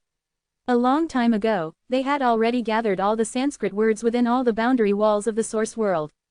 To visit a particular province, one only needed to show the corresponding Sanskrit word. I'll go and have a look. As soon as Pierce finished speaking, his figure disappeared from where he stood. The next moment, he appeared before the boundary wall. Stretching out his hand, he gently punched it, releasing a Sanskrit word corresponding to the one that had already appeared on the boundary wall. Buzz. The 2 words failed to react to each other, and no passageway appeared on the boundary wall. Meanwhile, Auden, Athamar, Goran, and the rest also moved over. But Pierce's failed attempt made all their faces fall grim. They believed that something must be wrong, especially at this critical moment. Well, since we can't use the normal method to pass through the wall, let's break it, Winchell suggested. While the separate Amber Province was a small province, it was no easy task to break its boundary wall. If one wanted to do so, they had to first reach the Eternal Realm. But while these warriors of the Oneness Sky Palace present hadn't yet reached that realm, they were at the Holy Soul Realm and had already fused with the chaotic source spirits. With joint effort, they figured they could break the wall down. In the source world, destroying the boundary wall was considered taboo. While these crystal-like boundary walls would still recover after decades, no one dared to break them unless it was absolutely necessary. Let's do it, then, Auden said decisively. At this moment, he had nothing to worry about. The moment he finished speaking, the other shore tokens in the bodies of Pierce, Goran, Athamar, and the rest began moving as their power accumulated. Just as they were about to shatter the wall, the crystal surface suddenly flashed with a circle of light. Buzz. The next moment, the entire boundary wall of the separate Amber Province turned pitch black. An enormous figure was projected on the wall in front of Pierce. It was a human teenager. With raven hair and eyes, he was rather handsome. But that didn't make him seem good-natured, as there was a sinister look in his eyes. You won't be able to break this wall, he said with an almost evil smile. His figure was somewhat illusory, as though it was coming from the wall or the sky. Take action, Pierce shouted out. In the blink of an eye, the strong warriors of the Oneness Sky Palace, including Auden, Athamar, and Goran, all made their move. While they knew it was no simple task they were trying to do, all of them were highly determined people, capable of remaining composed at critical moments like this. Regardless, they intended to break the boundary wall first. Boom, boom, boom, boom. Streaks of sword radiance hit the wall, making the surrounding space start fluctuating violently. The raven-haired boy merely pointed in front of him, making a stable pattern appear both in front of him and in the inner layer of the boundary wall. The pattern seemed to be a great spider web, and it could evenly distribute the power within a certain range onto the entire boundary wall of the separate Amber province. In essence, it was also a means of energy transfer, and just so happened to be the boy's ability. The joint attack of about 7 powerful warriors from the Oneness Sky Palace was equal to the full attack of an Eternal Realm Master. It was probably enough to blow out a great hole in the boundary wall. But because of the spider web's existence, the boundary wall didn't budge an inch. "How weak," said the boy with disdain. "It's impossible to even test my strength." Once he finished speaking, he disappeared from the wall. Immediately after, a thin crack appeared above the boundary wall, opening like 2 doors. From there, 3 giant flying ships slowly emerged. On the first was engraved the words, "Bearing Race." Atop the ship was a man dressed in luxury clothes. He was none other than Yellow Thirk, the leader of the Bearing Race. Boom! With Yellow Thirk as the center, a grand aura was released. It was an extremely penetrating aura. Even as the 7 giant flying ships of the Oneness Sky Palace were guarded by many arrays, the disciples of the Oneness Sky Palace were still suppressed by the aura. Whose aura is so powerful? Did we get into trouble? I knew this trip would not be that simple. The Oneness Sky Palace disciples' faces darkened. In the center of the Oneness Mountain's giant ship, 3 great red crystals were placed side by side. Inside them were the physical bodies of Eastern Emperor Tai, Yasamine, and Zen. This area was heavily guarded. Under the enchanted barrier's protection, not even a mosquito could get in and out. After leaving the Soul City, Elvinia found that her mother had taken her on the flying ship. Knowing that both Zen and the Oneness Sky Palace were in great danger, she wasn't in the mood to receive any training in the Soul City, even though she wasn't far from reaching the Holy Soul Realm. If only Zen could wake up in advance. Across the red crystal, Elvinia could see Zen's peaceful face. It was like he was merely asleep. "Why don't you say if only your father could wake up?" Flamen said with a smile. After a moment of thought, Elvinia bluntly said, "Even if father wakes up, he might not be able to protect the Oneness Sky Palace, but Zen can." As Eastern Emperor Tai's daughter, she had gone too far by saying such words. After all, Eastern Emperor Tai was taking charge of the Oneness Sky Palace. But what she said was true. With how the situation was turning out, the Oneness Sky Palace couldn't get out of trouble merely by relying on Yasamine and Eastern Emperor Tai. Flamen could see right through her daughter, but she just smiled helplessly in return. Before she could respond, she and Elvinia both felt a vast, strong aura from outside the flying ship. Concerned, Flamen stretched out her hand and hit the air. The scene outside the flying ship appeared on the surface of the crystal wall nearby. The moment they saw the Bearing Race's flying ship, their faces turned grim. Chapter 3433, Cut the Ship. Atop the enormous flying ship stood all the mighty Holy Soul Realm warriors of the Oneness Sky Palace. They all felt desperate and miserable when they realized that Yellow Thirk had personally come. Pierce, Auden, and the others, in particular, were immensely shocked and upset. This time, 3 flying ships came over. The words, "Bearing Race," were engraved on the ship in the middle, the words, "Divine Farmer Race," were engraved on the ship at the left, and the words, "New Moon Race," were engraved on the ship at the right. It was likely that both Divine Farmer and Mahoney had come. At that moment, Yellow Thirk looked down at the flying ships below. He shook his long sleeve and said, "Go ahead. I know you can't wait." A thin figure popped out from behind him. He was the black-haired teenager, Usman. A hint of madness flashed in his eyes. As soon as he jumped off, he rushed towards a gigantic flying ship like an arrow. "I'm going to tear this ship apart." For some reason, he looked oddly excited, and his heart hammered in his chest. Although he could previously kill people at will, those he had fought before were people the G-clan had selected. Once they fought to a certain extent, they were forced to fall asleep, and Usman felt that it wasn't exciting at all. Now, he finally had the chance to kill on his own accord. He flew directly towards the giant flying ship and sensed a large number of people's breaths in it. To tear the flying ship apart was naturally the most efficient way to kill them. "How dare you!" Pierce screamed. His face darkened, and he froze as if the frost had enveloped him. Then, his right hand shook violently, and a handful of blood mist gushed out of his right arm. The blood mist condensed quickly and turned into a long sword. God-detaining sword, go to perdition, buzz. The sword moved so swiftly in zigzag motions, and then it slashed at Usman's front. Puff! There seemed to be only the giant flying ship in Usman's eyes. As Pierce went all out with his sword attack, he did not dodge. Instead, he withstood the strike with his physical body. The powerful sword radiance left a mark on Usman's body, but the mark only lasted for a few seconds before it disappeared. This young man isn't at the chaotic source realm. But he can withstand my full blow. How is that possible? Said Pierce. He couldn't believe his eyes. If Usman was at the chaotic source realm, then it was understandable that he could block his sword strike, but he was not. The sword radiance clearly left a trace just now, but it disappeared quickly. How could someone who wasn't at the chaotic source realm withstand his blow? He suddenly felt that the world had gotten even more mysterious. Some young men who appeared out of nowhere looked quite exceptional, and their strengths were simply beyond his imagination. Zen and Usman, who was in front of him, were included. Stop him. Just then, 3 evil eyes floated out of Auden's body and released countless sharp swords. Da, da, da. The sharp swords stabbed Usman's body, but their effect was just the same as Pierce's attack. They left multiple scars on Usman, but they were small, shallow, and healed immediately. You can never pass through. Go to perdition. Stop. At that point, Winchell, Athamar, Goran, and the others also joined the fight. All of them had attacked Usman with all their might, but the results were the same. They couldn't stop him at all.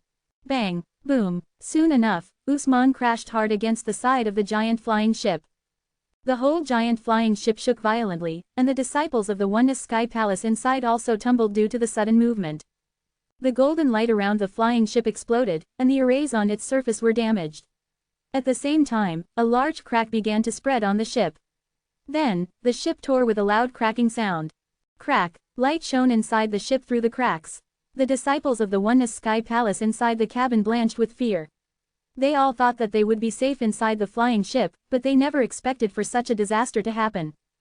Beads of sweat rolled down their temples. They saw through the crack that there was a boy in his teens outside the ship. Even though the boy was just a teen, no one dared to come forward. Just as everyone was about to retreat, a quick figure already dashed towards the crack. It was Libby, whose long legs tapped lightly on the ground, and she left a shadow every time she touched the floor. When she was near Usman, she lifted the long sword and shook her right hand at the same time. Chill rope. In a split second, a rope wrapped around Usman. Buzz. After the rope had bound his body, it turned into a mark and appeared on his neck. Get out. Libby shouted and swung her sword at him. Her sword strike had the power of 18,000 divine megatons. Usman's excitement only increased as he stared at Libby's angry face. Then, he stretched out his hand and casually tried to grab Libby's sword. 18,000 divine megatons of power was indeed not enough to defeat him. After Pierce and the other mighty warriors of the Oneness Sky Palace had attacked him, he was still unharmed. However, he was slightly shocked when he touched Libby's sword. It turned out that the sword's power had suddenly increased by 3 times and reached a total of 54,000 divine megatons.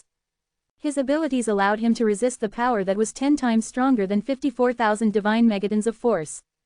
Yet, he knew nothing about the chill rope. While the rope secured him tightly, the power of all Libby's attacks was multiplied by 3 times. Of course, the sudden increase caught him off guard. Boom! The sword radiance hit Usman directly and pushed him out of the crack. Libby is so remarkable. She threw out that young man with a single sword strike. No wonder she's a holy soul realm warrior. In the land of sword grief, Libby has always been. Naturally, many disciples were ecstatic as they watched and showered Libby with various praises. Meanwhile, Libby only frowned as she gripped her sword. She wasn't complacent at all. She attacked Usman with almost all her might, but why was he unharmed? Of course, she didn't see that Pierce and the others had already attacked Usman together before. While everyone continued to praise her, 2 more loud sounds came from the ship. Bang, bang. The first sound came from the outer shell, and the second sound came from the deck under everyone's feet. The next moment, Usman appeared in the cabin. He stroked his chin and gazed at Libby with a playful smile. Then he mused, I won't kill you yet. I'll tear down this ship first and then play with you. How dare you? Even in the face of an invincible opponent, Libby wasn't afraid at all. She had always focused on cultivating the sword skill as a diligent disciple of the Oneness Sky Palace. She had done her best to improve, and little by little became so powerful. After that, a long sword followed behind Usman like a shadow. Clatter, clatter, clatter. Libby's sword radiance continuously struck Usman like flowing water. In turn, Usman withstood all her attacks with his physical body and kept retreating at the same time. As he retreated, however, he repeatedly flipped his hands and made all sorts of strange patterns. Every time he launched a palm strike, it left a weird print in the air. He retreated from the left side of the cabin to the right side, and Libby slashed him about 40 times. She still used her full strength for each sword strike, but she couldn't hurt Usman. Have you finished attacking me? If you're done doing that, get out of the way. This route is very dangerous, Usman warned. He made a gesture and pointed towards the route where he had retreated. Once he finished speaking, he twisted his hands and formed a pattern. Then, the prints he left along the way lit up, and a large blade appeared. The blade the space had formed immediately spread out. Crack, everything happened so quickly, it was as if an invisible blade moved past and cut the flying ship in two with a crisp sound. Chapter 3434, High in the Sky. The invisible space blade, after cutting open the huge flying ship, continued to expand in all directions. High up in the sky, a group of tiger-headed wild geese were flying in a herringbone formation. The one in the middle suddenly let out an almighty screech before splitting into two. The other wild geese were confused as they roared and scattered in all directions. A straight, neat crack had appeared on the ground beneath the flying ship, extending all the way from north to south till it had reached the boundary walls on both sides of the separate Amber province. This space blade had cut through a great number of plants and creatures along the way. The bottom of the flying ship was made of one whole floating stone, which was why it didn't fall even when it was cut into two. However, the 3 red crystals stored in the flying ship were now exposed. Elvinia and Flamen were still beside the red crystals. Their faces darkened as they looked up at the flying ship. They had only heard a muffled sound before everything had changed. The dazzling light from the red crystals in the sun attracted Usman's attention. He stared at the corporeal bodies in the red crystals, a contemptuous smile on his face. This had been too easy. The Oneness Sky Palace didn't even have a member at the Eternal Realm. All of their members were good for nothing. How could it be called a super force? With such thoughts in his mind, he turned and shot an arm out at the red crystals. Mom, Elvinia called worriedly. Step back, I won't let him pass, ordered Flamen. Traces of the divine fire of the Sun Crow race spread along her skin. She was about to take a fighting stance. But can you stop him by yourself? Elvinia didn't think Flamen could stop the black-haired young man. She is not alone. Dozens of figures began to float towards them from the end of the cabin. The voice belonged to Elizabeth, who was leading these members of the Sun Crow race. Their wings looked like flags rising up into the air. The members of the Holy Soul realm of the Sun Crow race went along when the Oneness Sky Palace had begun to migrate. But the Sun Crow race preferred to stay out of the limelight. They seldom went out in public even when they had been in the Oneness Mountain. They were now at the bottom of the cabin ever since they had moved with the Oneness Sky Palace. But now that the flying ship had cracked, the members of the Sun Crow race were out in the open. Micah and Bagot rushed forward to Usman. They had once been assistants to Emperor Charm, the way Pierce and Auden were assistants to Eastern Emperor Tai in the Oneness Sky Palace. Puff! They struck their palms out as they approached Usman, and under the combined force, Usman was blasted backwards. Half the flying ship that was floating in the air because of the loss of driving force, began to slowly rotate in the air because of the inverse impact of the two palms.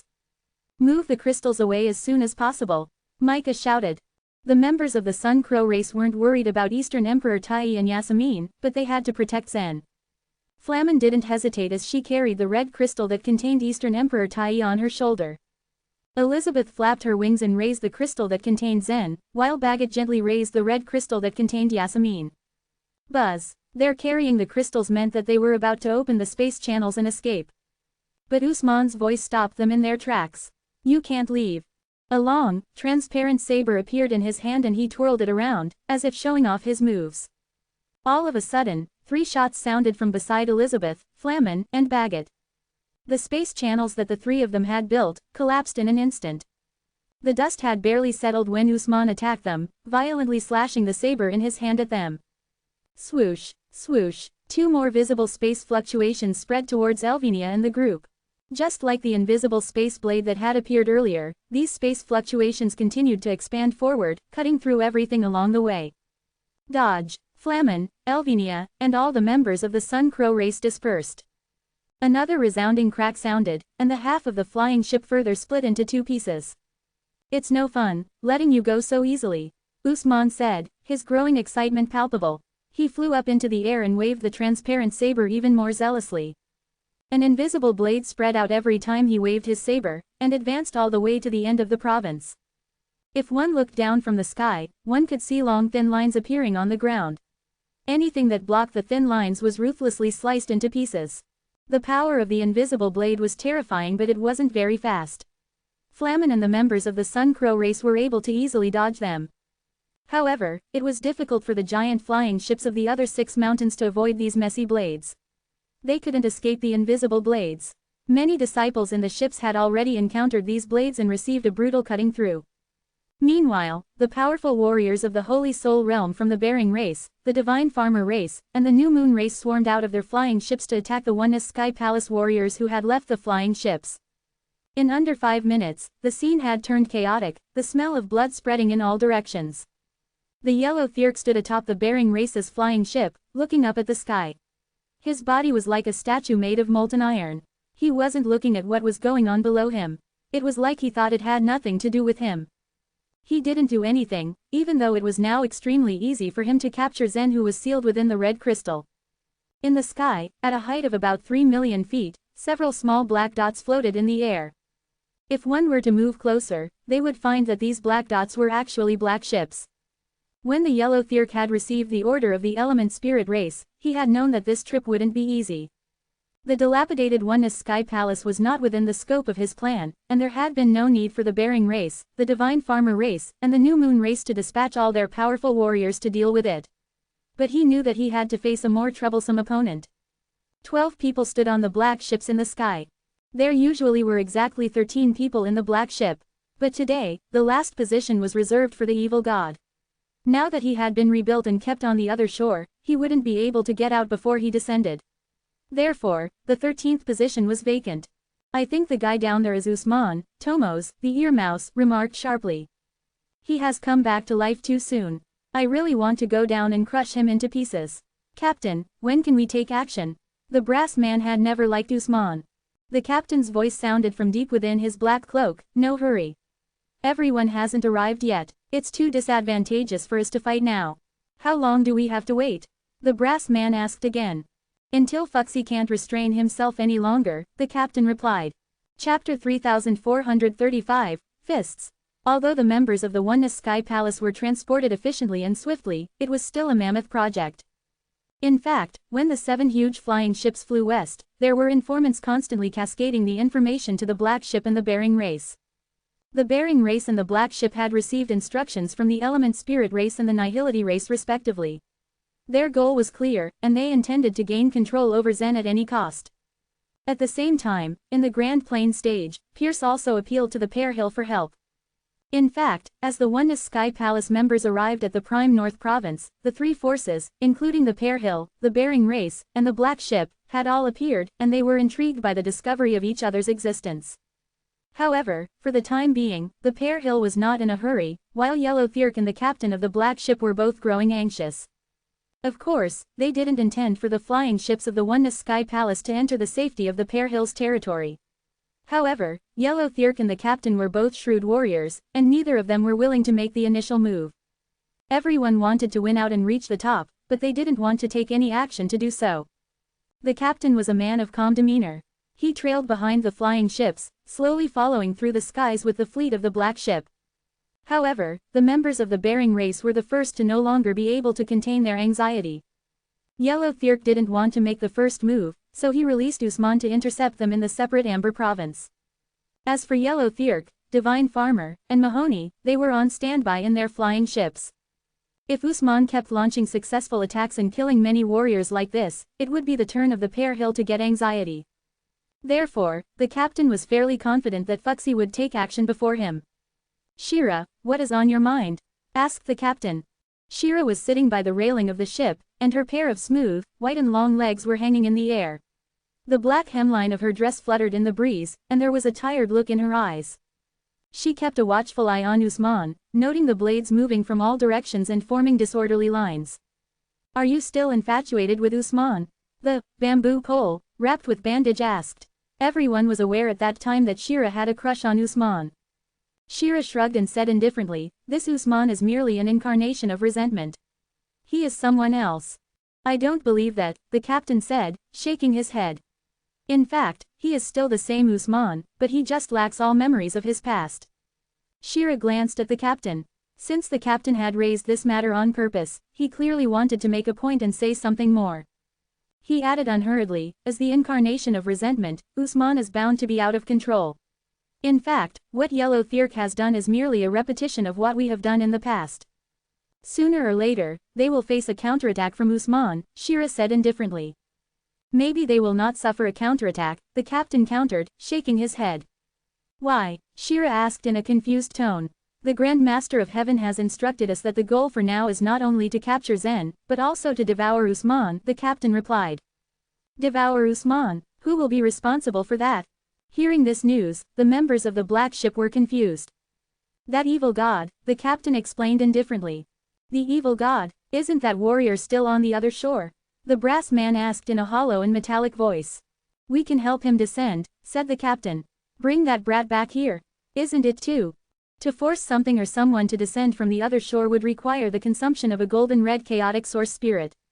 Every golden red chaotic source spirit was priceless and far too precious to waste. Since so many powerful members of the Nihility race needed to descend, the chance of the evil god coming down was slim. After all, he hadn't even stepped into the eternal scroll painting. If he can really merge with Usman, it is a sacrifice worth making, the captain said calmly.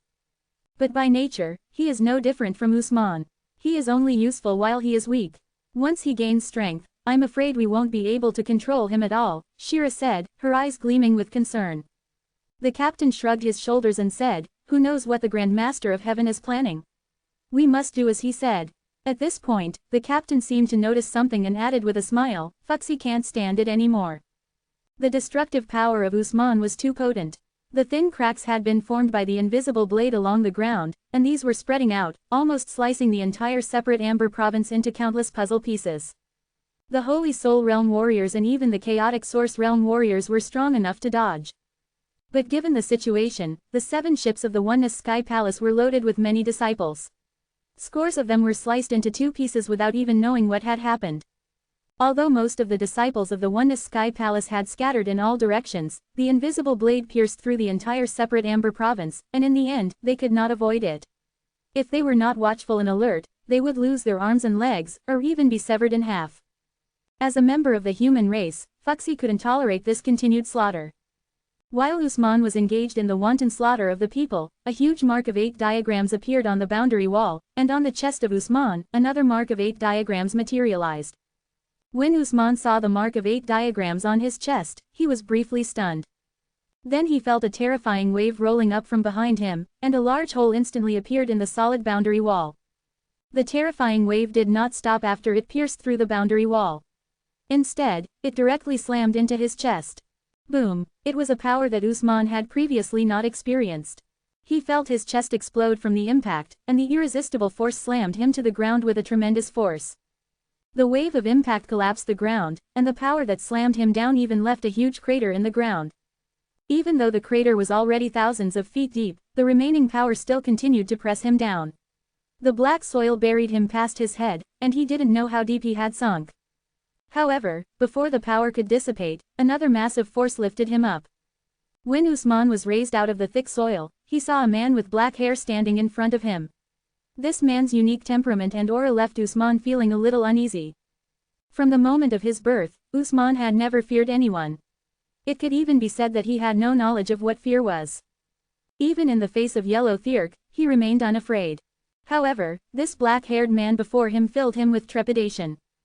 Did you think no one can defeat you? Fuxi glared balefully at Usman. Just you. However, as Usman was about to speak, a mark of 8 diagrams appeared on his face. Boom! Even an Eternal Realm warrior would have faced death if this punch had landed on their face. However, since Usman was formed by the resentment of the Source World, he had been integrated into the world. Although he was still quite weak, he could easily control a province. The power of the blow had completely been transferred to the boundary wall by him. Boom! Crack! Crack! Crack! Crack! In the distance, another large hole appeared in the boundary wall, accompanied by a web of cracks. This was the damage inflicted by Fuxi's punch. Can you keep transferring the power infinitely? Fuxi asked. Humph! Usman snorted in derision. When I completely smash the boundary wall of the separate Amber province, I'll see if you can still grin and hold on then, Fuxi threatened, clenching his fists again. At the same time, many 8 diagrams patterns appeared all over Usman's body, covering his face, chest, legs, abdomen. What are you planning to do? There was a hint of fear glimmering in Usman's eyes. Beat you. As soon as Fuxi had spoken, his fists began swinging towards Usman, instantly creating countless fist shadows, all of which landed on Usman's body. Chapter 3436, Challenge. Usman hadn't fully grown up yet, so he was still much weaker than his previous self in the past. Moreover, no one could tell how powerful a fully grown Usman would be. The leaders of the super forces concluded that he could control the entire source world in the future. He had so much potential that once he had fully grown up, no one would be on a par with him. However, Usman's betrayal of the black ship gave them a severe headache back then. On the contrary, the other super forces were pleased since the black ship was notorious all over the source world. Still, Usman's unrestrained growth worried them. Therefore, they finally helped the black ship kill Usman.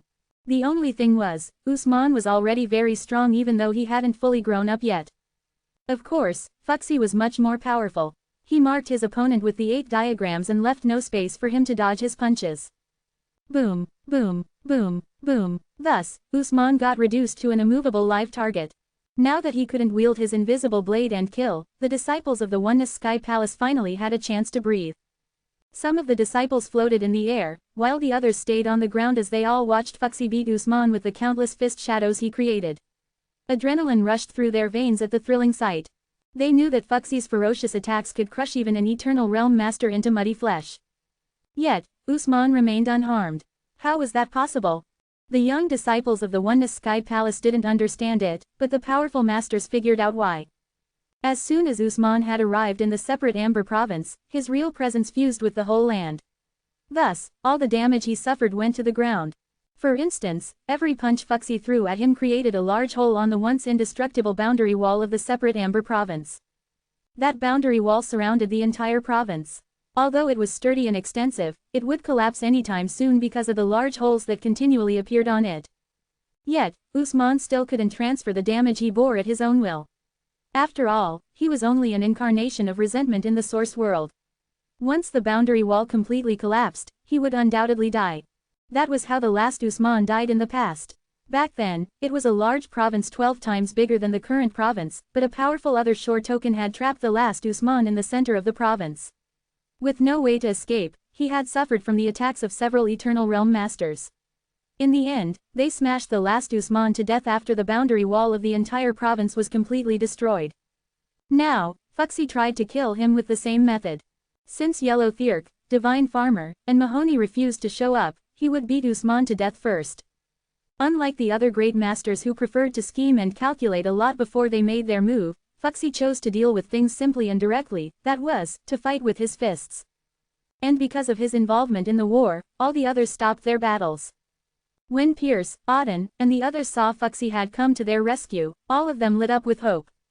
Because Zen couldn't wake up and help them under the current circumstances, the Oneness Sky Palace's only backup was probably Pear Hill. Although their 7 flying ships were all destroyed and many disciples of the Oneness Sky Palace had died, Fuxi's appearance was timely for them. The Holy Soul Realm warriors of the Bearing race looked up at the sky above the boundary wall. They knew that none of them was a match for Fuxi, but they wanted to know their leader's next plan. However, Yellow Thirk only stood at the top of their flying ship and remained silent. The sounds of the collapsing boundary wall lingered in his ears, like Usman's pathetic cries for mercy. They reminded him of the ruthless beating Usman endured. He will soon be killed, Divine Farmer's voice resounded in Yellow Thirk's ears. He knew he couldn't just stand by now. Yellow Thirk squinted his eyes and eventually opened his mouth to plead. Fuxi, human sovereign, this person is a member of my clan. Please show mercy on him.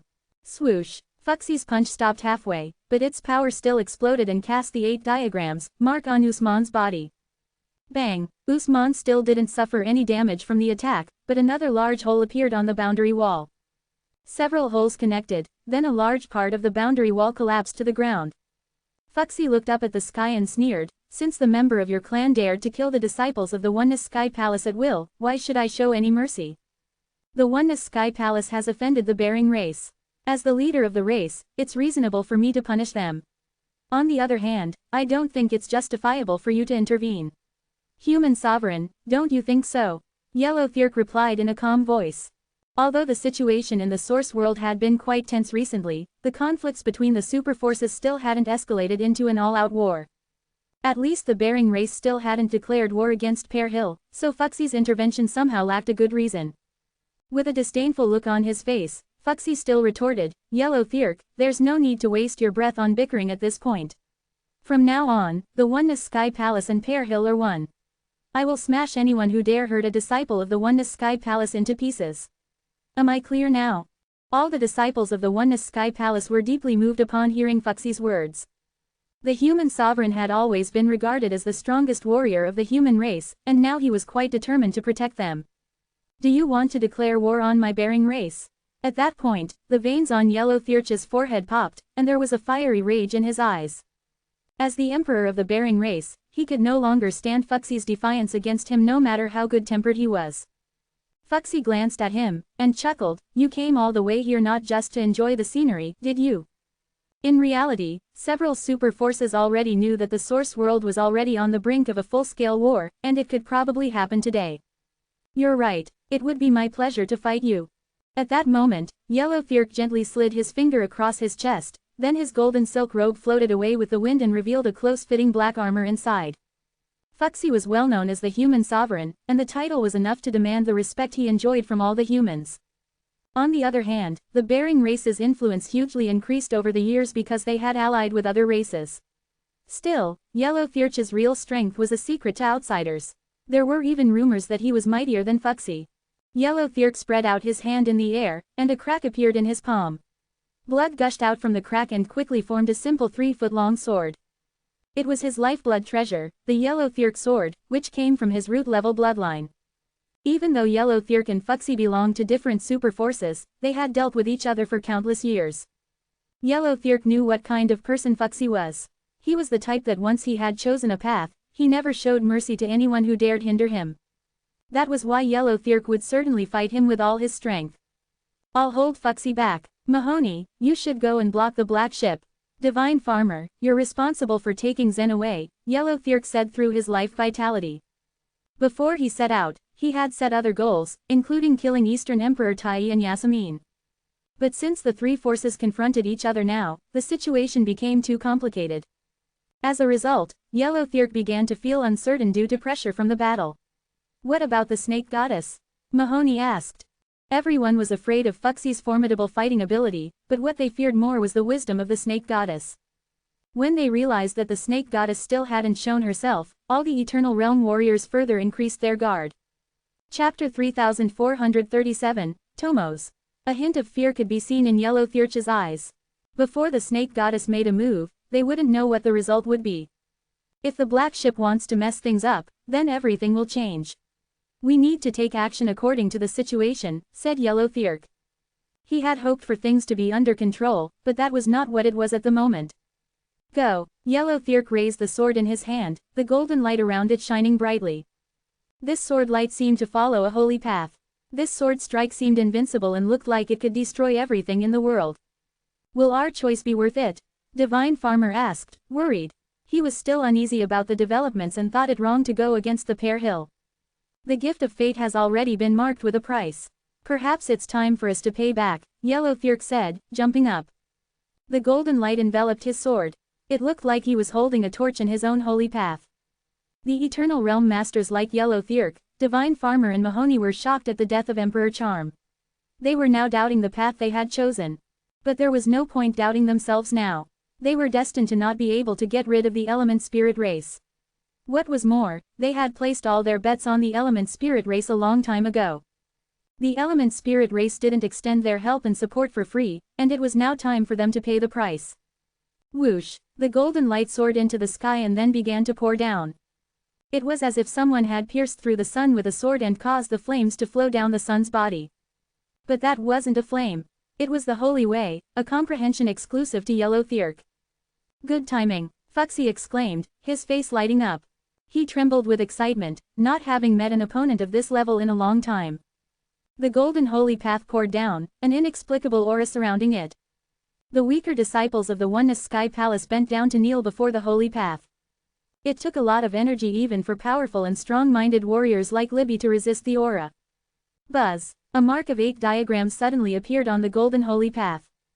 Fuxie then threw a punch at this mark, a boom resounding through the people present.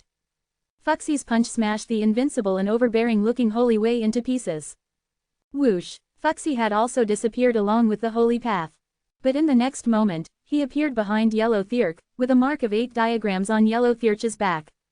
"I have disliked you for a long time," Fuxie said as he prepared to throw a punch.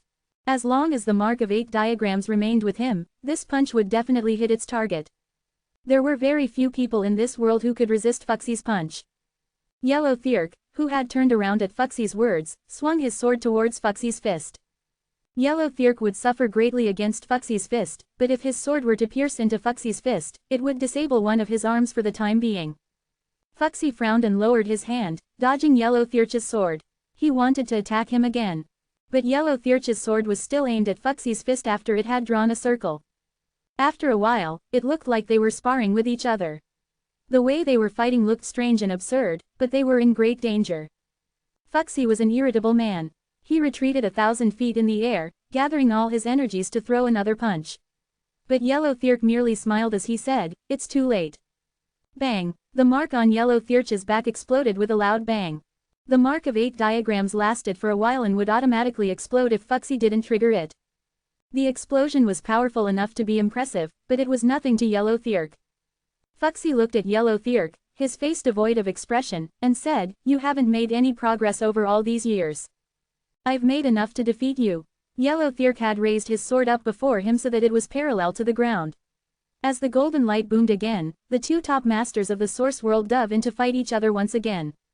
Yellow Thirk had just made his move when Divine Farmer made his way across the space to Elizabeth's side, one hand on the red crystal. Fuxie was very clear about the fact that someone else would be attacking Zen. But he had no choice but to go all out while facing Yellow Thirk. He'd face defeat if he so much as got distracted one tiny bit. That was why he couldn't protect Zen at the moment. "Let go of him and I won't kill you," Divine Farmer said, staring at Elizabeth. The old man was not unfamiliar to Elizabeth. She had come into contact with Divine Farmer several times when she had followed Emperor Charm. This was how they were familiar with each other. "I can't do that," Elizabeth said, shrugging. "So be it. You should know that I'm not going to let you off even if Emperor Charm is still alive," Divine Farmer said, wiggling his hand and causing a jade ruler to pop out of his arm. The Divine Farmer ruler was his life's treasure, which could both kill and save people. He waved the ruler around before throwing a deadly-looking strike at Elizabeth. It was obvious that the Divine Farmer ruler was going to kill people. As Divine Farmer waved the ruler around, the smell of blood permeated the air around them. If the weaker ones were to take even one sip, their skin and flesh would rot and they would turn into dried bones. Now that she was facing an Eternal Realm Master who was even stronger than Emperor Charm, Elizabeth didn't know how to fight back. She lowered her body in order to avoid the Divine Farmer ruler and moved behind the crystal. Since Divine Farmer and Elizabeth were previously acquainted, he showed her some mercy. But if he were to use all his strength, he would definitely kill her. However, after Elizabeth had dodged him by hiding behind the red crystal, the surging divine flames of the Sun Crow race shot towards Divine Farmer along the red crystal, and in an instant, surrounded him. Phew, the divine flames of the Sun Crow race still couldn't destroy Divine Farmer's chaotic source spirits, but Divine Farmer was angry. "You're reckless, aren't you?" he spat out. "You're courting death." Thick green light flashed out from the center of the Divine Farmer ruler and turned into a green, thumb-sized hummingbird. The hummingbird devoured the divine flames of the Sun Crow race on the surface of Divine Farmer's body, and then charged towards Elizabeth. "Venomous candle hummingbird," Elizabeth said knowingly. She was experienced and knowledgeable, and knew that this Thurgy of Divine Farmer was formidable. If she didn't retreat now, this little hummingbird would definitely kill her. Whoosh! Elizabeth loosened her grip and entered the space channel, simultaneously appearing at a spot thousands of feet away. Her eyebrows furrowed in indignation. The gap between her strength and Divine Farmer's was too great. It was obvious that she was no match for him. Divine Farmer was about to move away with the red crystal when a cloud of black smoke suddenly appeared on the surface of the red crystal. The black smoke had a special characteristic that allowed it to drill into the red crystal. "Is that the filthy smoke?" Elizabeth was surprised to see the black smoke. Anything that was tainted with the filthy smoke couldn't be transferred through space channels. Half of Divine Farmer's body had already drilled into the space channel. He didn't know what was happening outside. When he grabbed the red crystal and tried to stuff it into the channel, he discovered that he couldn't do it. He had no choice but to drill out of the space channel. On inspection, he found that an ear mouse was holding a cigarette pipe and blowing out black smoke. It was none other than Tomos, the betrayer of the ear mouse race and a member of the Black Ship. Chapter 3438, Cooperation. According to the Divine Farmer's plan, he must leave with the red crystal as quickly as possible. He must do this without any delay. He thought that if the captain of the Black Ship tried to stop him, he would immediately release a space snake. It was known that the space snakes were almost extinct within the 3 purities stage. They naturally lived in the void. However, there were only 3 of them left now, one of which was in the possession of the Divine Farmer. The space snake was given to the Divine Farmer as a gift. He received it from the element spirit race. The space snake had a rare and useful ability. It could temporarily change the shape of the space channel. This was extremely helpful in times when the user wanted to make sure that no one else could enter the space channel. The Divine Farmer figured that he would be able to escape with Zen as long as the captain of the Black Ship didn't break his space channel. However, a problem occurred before he could even drag Zen into the space channel. The red crystal had already been contaminated by the filthy smoke. The expression on the Divine Farmer's face was indescribable. It looked frightening. His strength was comparable to that of the yellow Thirk. However, he preferred not getting into fights. He rarely fought whenever he was in the source world. "How dare you stop me?" Anger began to show in the Divine Farmer's eyes. He grabbed the red crystal with his left hand. Meanwhile, he held the Divine Farmer ruler on his right. With that, he charged fearlessly towards Tomos. Even though it was now facing an Eternal Realm Master, Tomos maintained its composure. As it saw the Divine Farmer approaching it at breakneck speed, Tomos immediately smoked its pipe. Bang! A loud noise echoed through the space. Before Tomos could blow the smoke out of its pipe, the Divine Farmer had already hacked at its head with the ruler. A direct attack from an Eternal Realm Master was more than enough to kill a Holy Soul Realm warrior. As soon as the Divine Farmer slashed, he easily cracked and split Tomos, skull wide open. Its body appeared as though it had been seared by the scorching sun. In addition to that, it had no shape. There was only some sort of gray smoke under its skin. Whoosh, whoosh. As the gray smoke started to dissipate, it quickly formed a cage and effectively trapped the Divine Farmer inside it. "You are truly extraordinary as an Eternal Realm Master. I must admit that I have always admired you. However, I may have to offend you today." The members of the Black Ship were a little different from other forces. It was in the sense that all of them were desperados. The moment they decided to join the Black Ship, they had already abandoned everything else. They didn't care whether they lived or died. They didn't care about how powerful their opponents were. No matter what happened, they refused to give up without a fight. Just then, 3 ear mice that looked exactly like Tomos appeared inside the cage. It was apparent that they were made out of the smoke. "I'm afraid it would be very unwise of you to provoke me." The Divine Farmer slowly raised the green ruler in his hand. As he did this, he lightly stepped into the air. A string of bright and colorful lights began to encircle him. A profound space law flitted upon his body as though it was dancing. He brandished his ruler then slashed at the ear mice. With graceful ease, he had split the 3 smoke incarnations apart. However, 3 more smoke incarnations instantly appeared not far away from him. He took a slight step forward and seemed like he was about to charge towards them. But all of a sudden, he turned around and stabbed. Puff! It sounded like something popped. The Divine Farmer ruler had pierced into the void. Then, blood started to fill the space where the Divine Farmer had stabbed. At once, Tomos materialized and its body began to rapidly dissipate. It immediately turned into traces of green that gathered around the Divine Farmer ruler. "Do you think this pathetic little trick can deceive me?" the Divine Farmer asked with a cold and hard expression on his face. Tomos' face didn't quite express any pain. In fact, it even revealed a sly smile. "Perhaps." As soon as it said this, its body quickly rotted and turned into a horrible-looking corpse. It seemed like this was still not its real body. While watching this scene unfold before him, the Divine Farmer noticed a white and weightless bandage had materialized on the red crystal in his hand. The moment the bandage touched the red crystal, it had spread out and covered the red crystal in the blink of an eye. The bandage had tightly wrapped itself around the red crystal. Suddenly, there was an awfully strong pulling force coming from the bandage. Without any warning, it dragged the red crystal towards the sky. The Divine Farmer was caught off guard by this abrupt move and the red crystal slipped out of his grasp. However, he reacted very quickly. When he saw the red crystal being pulled away by the bandage, he instantly went after it and swiftly grabbed it in his hand. But then, the Divine Farmer felt a powerful force pulling at the other end of the bandage. It was so strong that it also dragged him away.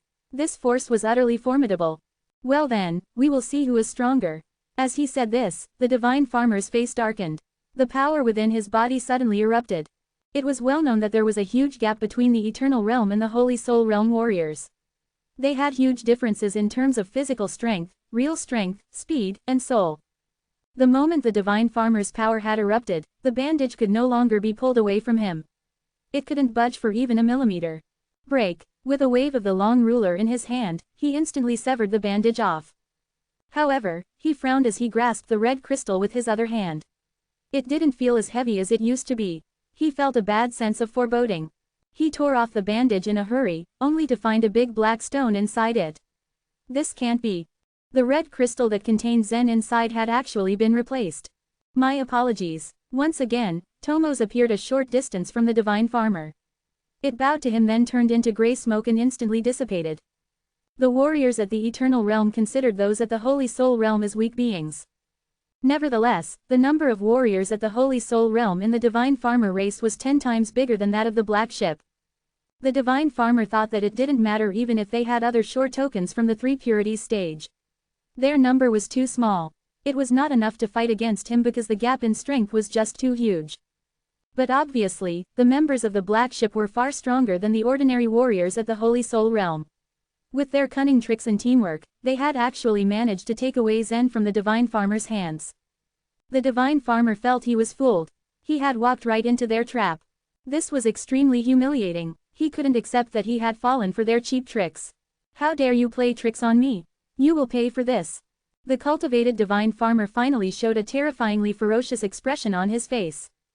A thin crack appeared on his forehead. It began to open slowly and revealed an eyeball. A triangular frame appeared on the surface of the eyeball. Afterwards, there was a sudden flash of brilliant light. After being punched by Fuxi, Usman had remained lying on the ground and gasping for breath. At this very moment, a triangular frame suddenly appeared in his eyes. At once, his body seemed like it was being controlled by his eyes. His eyeballs bulged and lifted his upper body with force. At the same time, his head spun in a strange angle. Cracking sounds could be heard as his head spun around.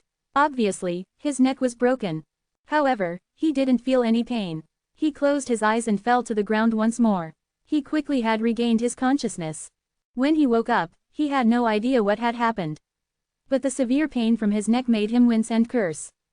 He looked around him and a strange and different sight was transmitted to the Divine Farmer's mind. At that moment, he appeared as though he was looking down at the whole separate Amber province. He was able to see everything within the province very clearly.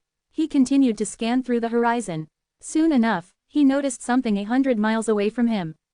He saw a spaceship floating alone in the void. The members of the Black Ship were either sitting or leaning inside it. The red crystal that contained Zen was dragged by a bandage into the spaceship. All these times, the Divine Farmer thought that his opponent must be the captain of the Black Ship. He wouldn't be so angry if it was the captain of the Black Ship that was able to take Zen away. But now that he knew it was merely a group of warriors at the Holy Soul Realm who managed to easily abduct Zen, he was utterly infuriated. You will pay for this with your lives. All of a sudden, the Divine Farmer's figure became huge. With this, the Divine Farmer ruler also grew in length and size. He took a mere step forward and was able to cross 100 miles. The Divine Farmer ruler in his hand slashed towards the void. With the slash, the void collapsed. The spaceship couldn't remain intact. Chapter 3439, Trapping. Just then, several people joined hands to take away Zen's red crystal. After Tomos stopped the crystal from being taken away with the smoke, he and Shira respectively used the illusion skill and the controlling technique to confuse Divine Farmer's judgment. And indeed, Divine Farmer misjudged. The bamboo pole untied his bandage to wrap around the red crystal. Meanwhile, another Black Ship member's skill was used to replace the red crystal with the stone. It was the brass man who dragged the bandage, and he had a unique secret technique that allowed him to increase his strength threefold in a short period of time. Once he activated the technique, the brass man was powerful enough to fight against even an Eternal Realm master. In truth, if Divine Farmer was on full alert, even the Black Ship members could have a difficult time taking Zen away. But Divine Farmer had always been on guard against the Black Ship's captain. Because he didn't quite take these people seriously, they found their chance to take action. Now, in Divine Farmer's towering rage, he swung his ruler, slashing it down. The broken space spread all the way toward the space-flying ship. Inside, the members of the black ship had just brought in the red crystal, while Shira was leaning against the crystal to observe. Just then, a crack in the sky rapidly spread over, shocking everyone with the sight. He found us out so soon. Tomo's eyes were full of astonishment. An Eternal Realm Master naturally has the ability mysterious to anyone else. Edith, just transfer to another space. Shira turned around and gave the order. In the corner of the spaceship sat a blue-skinned woman with long locks. Her other shore token was passed to her by the Grand Master of Heaven. It was the transparent flying ship docking in the void and happened to be the invisible ship in stage 33 of the other shore. Theoretically, even an Eternal Realm Master would find it difficult to find this ship. It wasn't one that could be easily sniffed out.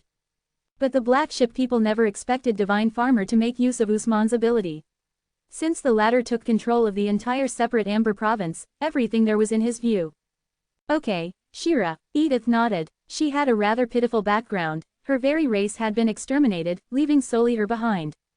While she had never been particularly famous in the black ship, the other members of the black ship, Shira most especially, had always treated her very well. In turn, Edith also treated Shira as her very own big sister. With a flash of light in her gray eyes, the invisible ship suddenly collapsed, and the ruler of Divine Farmer then failed to hit it. The entire space was concentrated at a single point. In the next moment, Edith had controlled the invisible ship, making it appear in another location 100 miles away. But the distance of 100 miles was nothing to an Eternal Realm Master. Still, Edith and the rest of the black ship were highly confident in the invisible ship. Divine Farmer couldn't discover it too soon, regardless. But once Divine Farmer saw the ship disappear, his face grew dark as the eye in his forehead flashed again. Usman was getting up from the ground. The force of twisting his neck came from his own body just now, so this force was not transferred to the boundary wall. In his confusion, he felt that his eyes bulged, dragging his entire head to twist. Again, this time, Usman was smarter about it. So he merely jumped up and rotated his body along with the direction his eyeballs were circling in. He had to turn in a full circle before his eyes recovered. But the situation still left him just as clueless. After finding the ship through Usman's eyes, Divine Farmer advanced again, slashing his ruler in the ship's direction. The motion completely shocked Edith. She was certain to leave no clue whatsoever when she moved the ship. Even the Eternal Realm warriors couldn't track her. It was unimaginable that Divine Farmer was still able to do so. Keep moving. Before she could even finish calling out, the invisible ship disappeared once again. But just as it moved, Divine Farmer managed to catch up, closing the distance between him and the ship. At this point, the black ship people couldn't remain composed. How did he find us? Look, he's coming again. Was there any clue left on the red crystal? They searched frantically for a clue, completely reluctant to fight against Divine Farmer directly. Would Usman have told him how to find the ship? Shira asked. It's possible, Edith nodded, considering the thought. Many years ago, Usman easily found the ship with a unique ability. That guy, even the brass man was deep in confusion, displeased. While Usman had troubled the black ship before, never did it occur to them that Usman would dare do it again after being reborn. He was a natural troublemaker. What should we do? Should we find a way to kill Usman? Asked the bamboo pole. We can't kill him. Even Fuxi can't kill him, let alone any of us, Shira said regretfully, shaking her head. Seeing Divine Farmer approach, Edith had no time to even speak. The moment she reached a place, she had to move away immediately. If she was even a second slower, the invisible ship would be destroyed. Usman suffered greatly under such a case. Each time Divine Farmer checked the ship's location, Usman's eyes bulged and pulled him to a complete turn. Yet if he didn't cooperate, his neck would be completely twisted off. And so while people could see Usman constantly spinning in circles and cursing into the air, they had no clue what was happening to him. Meanwhile, in the sky above the separate Amber province, the black ship's captain stood atop his ship's bow. The edges of his black cloak were drenched in blood which seemed to be flowing somehow, heated up and emitting fine bubbles. The ship's surface was also badly charred. While there was no actual fire, the ship had been charred anyway, becoming suited to its name, Black Ship. Before the captain was the huge shadow of Snake Goddess floating in the air. It had already stretched out its arms to envelop the entire ship, along with the captain. And so the captain couldn't take action being directly confronted by the Snake Goddess. Snake Goddess, Divine Farmer has already attacked the Black Ship's members. With the strength of Divine Farmer, sooner or later, he'll be able to take Zen away. I don't think it's wise to fight me, the captain said. It was Divine Farmer and the Black Ship members that fought over Zen, after all. Regardless of who got the man, the result would be unacceptable to the Pear Hill. The Black Ship members may be only a group of Holy Soul Realm warriors, but they are not ordinary ones. Not long ago, it took only 4 of them to stop the Thunder Dimorphodon. No matter how powerful Divine Farmer is, the outcome will not be determined in such a short period of time. The Snake Goddess was shaking her head, highly confident in her own judgment.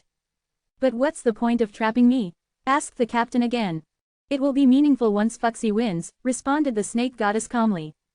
If Fuxi defeated Yellow Thirk, he'd have enough time and energy to fight for Zen. Whether or not there were other variables involved, she had to act accordingly. In truth, at this point, the 3 forces were still testing each other. Both the Snake Goddess and the captain were cautious, carefully trying to pick out each other's trump card. Chapter 3440, Fuxi's Great Strength. A small shadow soared through the air and crashed into the side of an enormous stone mountain, well over 10,000 feet in height. It had stood there, solid and immovable, for thousands of years. As soon as the shadow hit the stones, the mountain collapsed as though it had never existed. Deep rumbling sounds echoed as the mountain crumbled from the force of the impact. The huge mountain had been destroyed in the blink of an eye. The stone shards of the mountain flew out in all directions.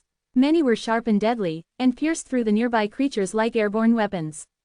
Most of the stabbed creatures died immediately.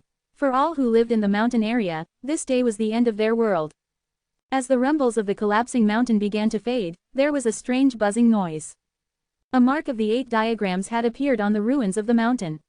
A closer inspection revealed that the outer layer of the mark was blurry, because it was actually formed by the overlapping of many marks. Take this. A boom sounded. For a moment, time seemed to stop and stand still. Fuxi's arms were barely visible as he landed thousands of punches in very, very rapid succession. The speed and force of the punches released a great energy that flowed down from the ruins of the mountain. But the buzzing sound continued. The various noises merged with each other, each loud enough to obscure the original sounds, until only a continuous high-pitched note could be heard. The overlapping marks of the 8 diagrams exploded simultaneously. The ground began to sink beneath the rubble of the mountain. 1,000 feet, 10,000 feet, 100,000 feet, 1,000,000 feet. The source world was hollow, and almost all of its living beings lived in the inner layer. The outer layer was not thick. The thickest part was only 60 million feet at most, and the thinnest part was only a few million feet. The majority of the exit points from the source world were located in the weak spots of the outer layer. The separate Amber province was itself located in a weak spot. The distance from its surface to the chaos outside was only more than 10 million feet. Now, through sheer force, Fuxi had smashed it through. In the chaos, the Yellow Thirk sword exuded a golden light, ensuring the protection of the Yellow Thirk. The golden light contained a holy way with the strongest defensive power. However, even with such protection, the Yellow Thirk was still in a sorry state.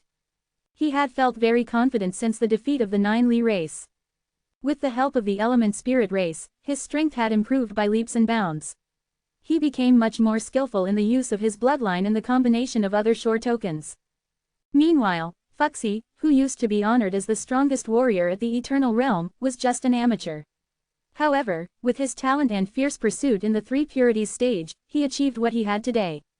Now, in the middle of the battle, the Yellow Thirk realized that he had underestimated Fuxi. Fuxi didn't have many techniques. He didn't even rely on any other shore token.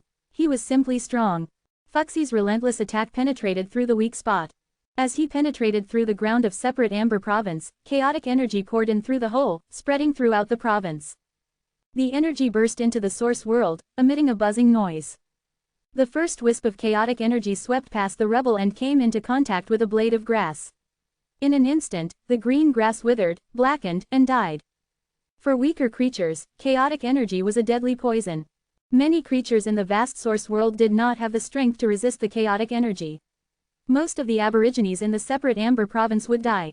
Your sword is very good. It saved your life, said Fuxi calmly, standing at the entrance of the hole. Although he stood over 1,000 feet away, his voice was clear and loud. The Yellow Thirk floated in the chaos. He withdrew his sword and said grimly, "The sword is a part of me." A lifeblood weapon was refined with one's own bloodline, so the Yellow Thirk's statement made sense. I knew the strength of your sword a long time ago, Fuxi replied. If the element spirit race hadn't helped you to refine it, I would have broken it already. Fuxi spoke in a confident tone, as he stood in front of a hole he had punched through the very fabric of the source world. Especially now, he felt incomparably strong, as though there was nothing in the world that he couldn't break. The yellow Thirk slowly raised his sword above his head. Everyone has their own lucky chances. I was lucky that I got the help of the element spirit race, and you were also lucky because you got the secret blood inheritance. As he talked, the yellow Thirk sword emitted a golden light, and 3 holy ways appeared. They were one of his most powerful Thurgies. But luck isn't the most important factor. In the end, strength and weakness matter the most, said the yellow Thirk. With a gentle motion, he shook his long sword. The 3 holy ways intertwined and headed straight for Fuxi in the separate Amber province. Today you will learn what real strength is, Fuxi said coldly. He did not try to evade the attack. He stood directly in its path and raised his fist as he saw the 3 holy ways rushing towards him. He didn't care what kind of Thurgy the yellow Thirk used. He was certain that whatever attack came his way, he would be able to block it and smash it into pieces. The holy ways swooped towards him. Several marks of the 8 diagrams appeared on the holy ways. Fuxi threw several punches, and the marks immediately exploded. But the holy ways were not broken by the explosion. They seemed like illusions, impervious to the impact of Fuxi's blows. The holy ways seemed to be both concrete and ethereal, and they behaved in an unpredictable manner. Fists are not enough for the holy ways, the yellow Thirk said with a sneer. Now let's see if you have any real strength. The 3 illusory holy ways surrounded Fuxi, and cracks began to form in the golden light. Soon, the holy ways reformed into a thin net that enclosed Fuxi. The yellow Thirk left his spot. In an instant, he appeared outside the net. He gazed at Fuxi, trapped within the crisscrossing lines. The golden light emanated continuously from the surface of the yellow Thirk sword. He thrust the sword forward, and a terrifying energy was released from the thin strands of the net. Every line turned into sharp golden sword radiance, shrinking towards Fuxi in the center of the net. Shatter, commanded the yellow Thirk. Instantly, it was as though thousands of swords slashed at Fuxi. The yellow Thirk launched this attack with all his strength. He was so focused that his very bloodline seemed to boil, and his eyes glowed with a golden light. He put all his energy into attacking Fuxi, wanting to tear him to pieces. The golden sword radiance slashed into Fuxi's body. The net had shrunk and now completely enveloped Fuxi until he was no longer visible. In that moment, the sword radiance exploded, and it was so bright that even the sun looked dim in comparison. In the far distance, the powerful warriors of the Oneness Sky Palace, the Bearing race and the Divine Farmer race paused briefly amid their fighting to glance at the golden glow of sword radiance on the horizon. However, the yellow Thirk was not Emperor Charm. The swordsmanship he cultivated was completely different from Emperor Charm's 9 Sun World Destruction Thurgy. Several moments passed before the golden light dissipated completely. Something unexpected had happened. When the yellow Thirk saw the result of his attack, his eyes widened, and one eyelid began twitching with alarm. Fuxi stood there, entirely unharmed. He wore a slight, sardonic smile as he said, "Well, you said my fists are weak, but your sword seems even weaker. You have no true strength. You are weak." Fuxi's eyes glinted as he repeated, "Weak." With that final word, Fuxi vanished. The marks of the 8 diagrams appeared and rushed towards the yellow Thirk. Fuxi came into view, threw a punch, and disappeared again. The yellow Thirk couldn't follow Fuxi's motions because he was moving at an unimaginable speed. Every time he caught a glimpse of Fuxi, he was in a different position. This made it difficult, if not impossible, for the yellow Thirk to launch a counterattack. This put the yellow Thirk at a severe disadvantage. He was forced to passively wait to see what Fuxi planned to do, without any chance to fight back.